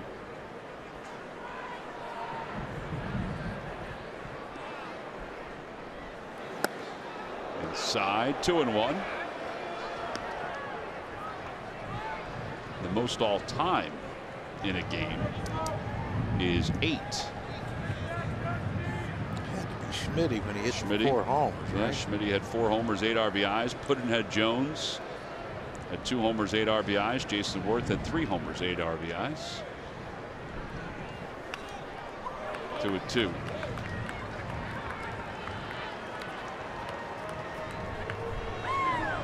Scanning the list, there are a couple of names. It's kind of interesting to see who had 7 RBIs in a game. Some notable names like Dick Allen and Del Ennis and Granny Hamner and Ryan Howard and the Bull and Cy Williams. But then there's some others that you wouldn't expect. Carlos Ruiz and Robert Person. 3-2. Person back on the 2nd of June 2002 had 2 home runs in a game against the Montreal Expos. Rico's on that list too. Rico Bronya, 7 RBIs. 3-2 coming to Santana. Swing and a miss. So back-to-back strikeouts by Miller, and the Phillies get 1 run here in the 9th inning. They leave the bases loaded. We go to the bottom of the 9th. It's the Phillies 12 and the Nationals 2.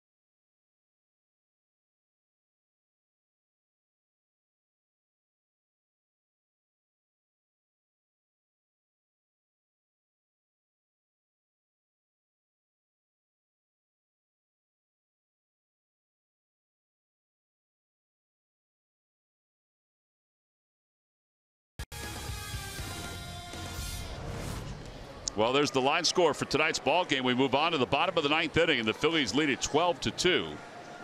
Some changes for the Phillies. They have Zach Curtis coming into the ball game to pitch. You see behind him, backpedaling, is Mitch Walding. Curtis with the Phillies, 7 walks. There's Walding getting a chance to play over at third base. He started his first game up in the big leagues. Valentin moves from third base to second base, and Altair stays in the ball game to play center field. Here's Aaron. So we go to the bottom of the 9th inning. The Phillies comfortable lead, and if the scores hold here and in Atlanta, then the Phillies will move into second place, remain 3.5 games back.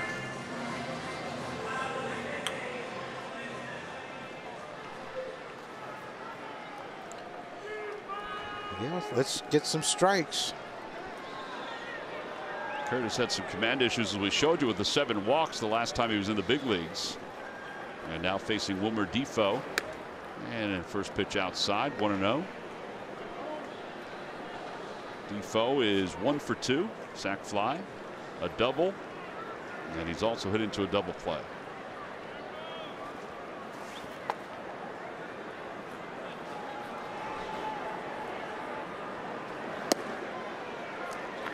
Eflin will stand to be the winner.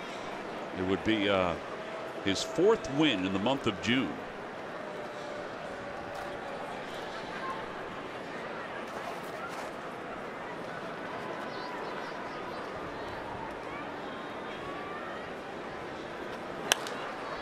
Fly ball over in foul territory on the third base side, 1 out, as Walding takes care of it.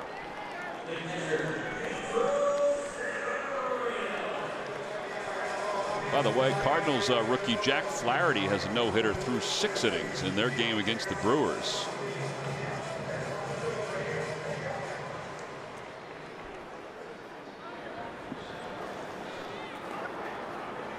We'll have an update on the roundtable on that one, or on Phillies post-game live on NBC Sports Philadelphia.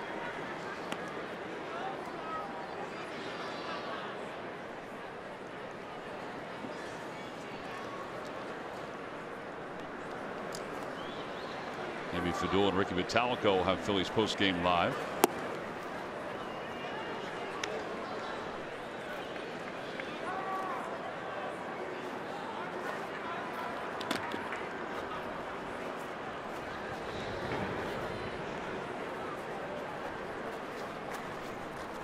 Two balls and no strikes to Severino. There's a strike, 2-1. John, what do you think the topics will be on the roundtable tonight? Well, it should be more baseball than normal. Yeah. Yeah, I'm sure we're going to talk about Odubel. Big night for Santana.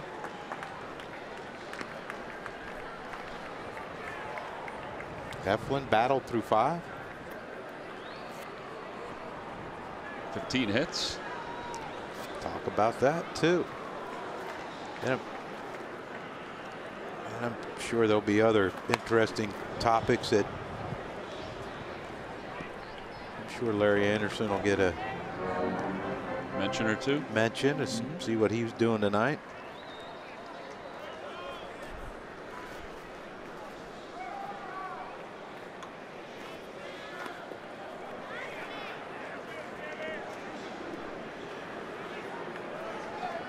And 2.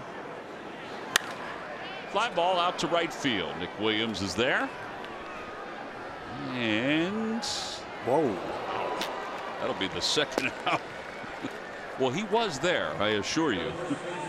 He was and he wasn't. He was and he wasn't. Laughing. And outs and out. They're trying to figure out how to get to the Great Garden State, Tom. They could. The train is a little confusing sometimes here in D.C. He's there. He knows the camera's on him. He don't want no part of it.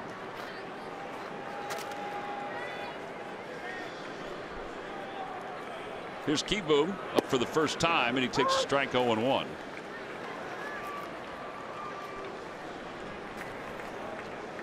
You going sightseeing tomorrow? That would be negative. Are we going sightseeing tomorrow? You're going to go look at colleges. 0-2.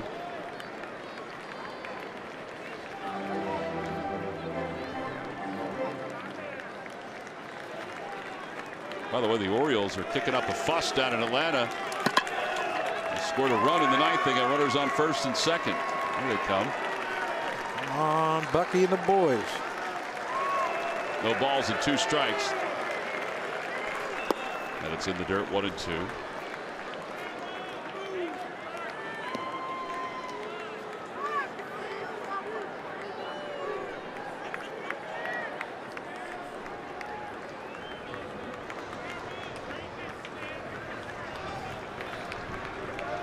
Phillies bullpen tonight.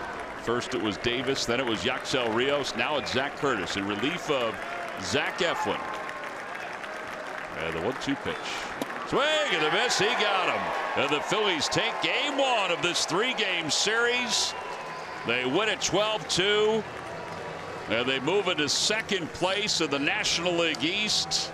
This is a nice way to start this run of 10 games. An offensive explosion. 5 good innings from Zach Eflin. Carlos Santana was a big deal tonight for the Phils. 2-run single, 2 walks, 2-run home run, 3 runs scored. He is our Chevrolet player of the game. Our W.B. Mason deliveries of the game. 2 home runs tonight for the Phils. Odubel, he goes yard again. 5 straight games. That one into the Nationals bullpen. And then Carlos Santana the opposite way. He takes over the team lead in RBIs with that opposite field blast. And those are our W.B. Mason deliveries.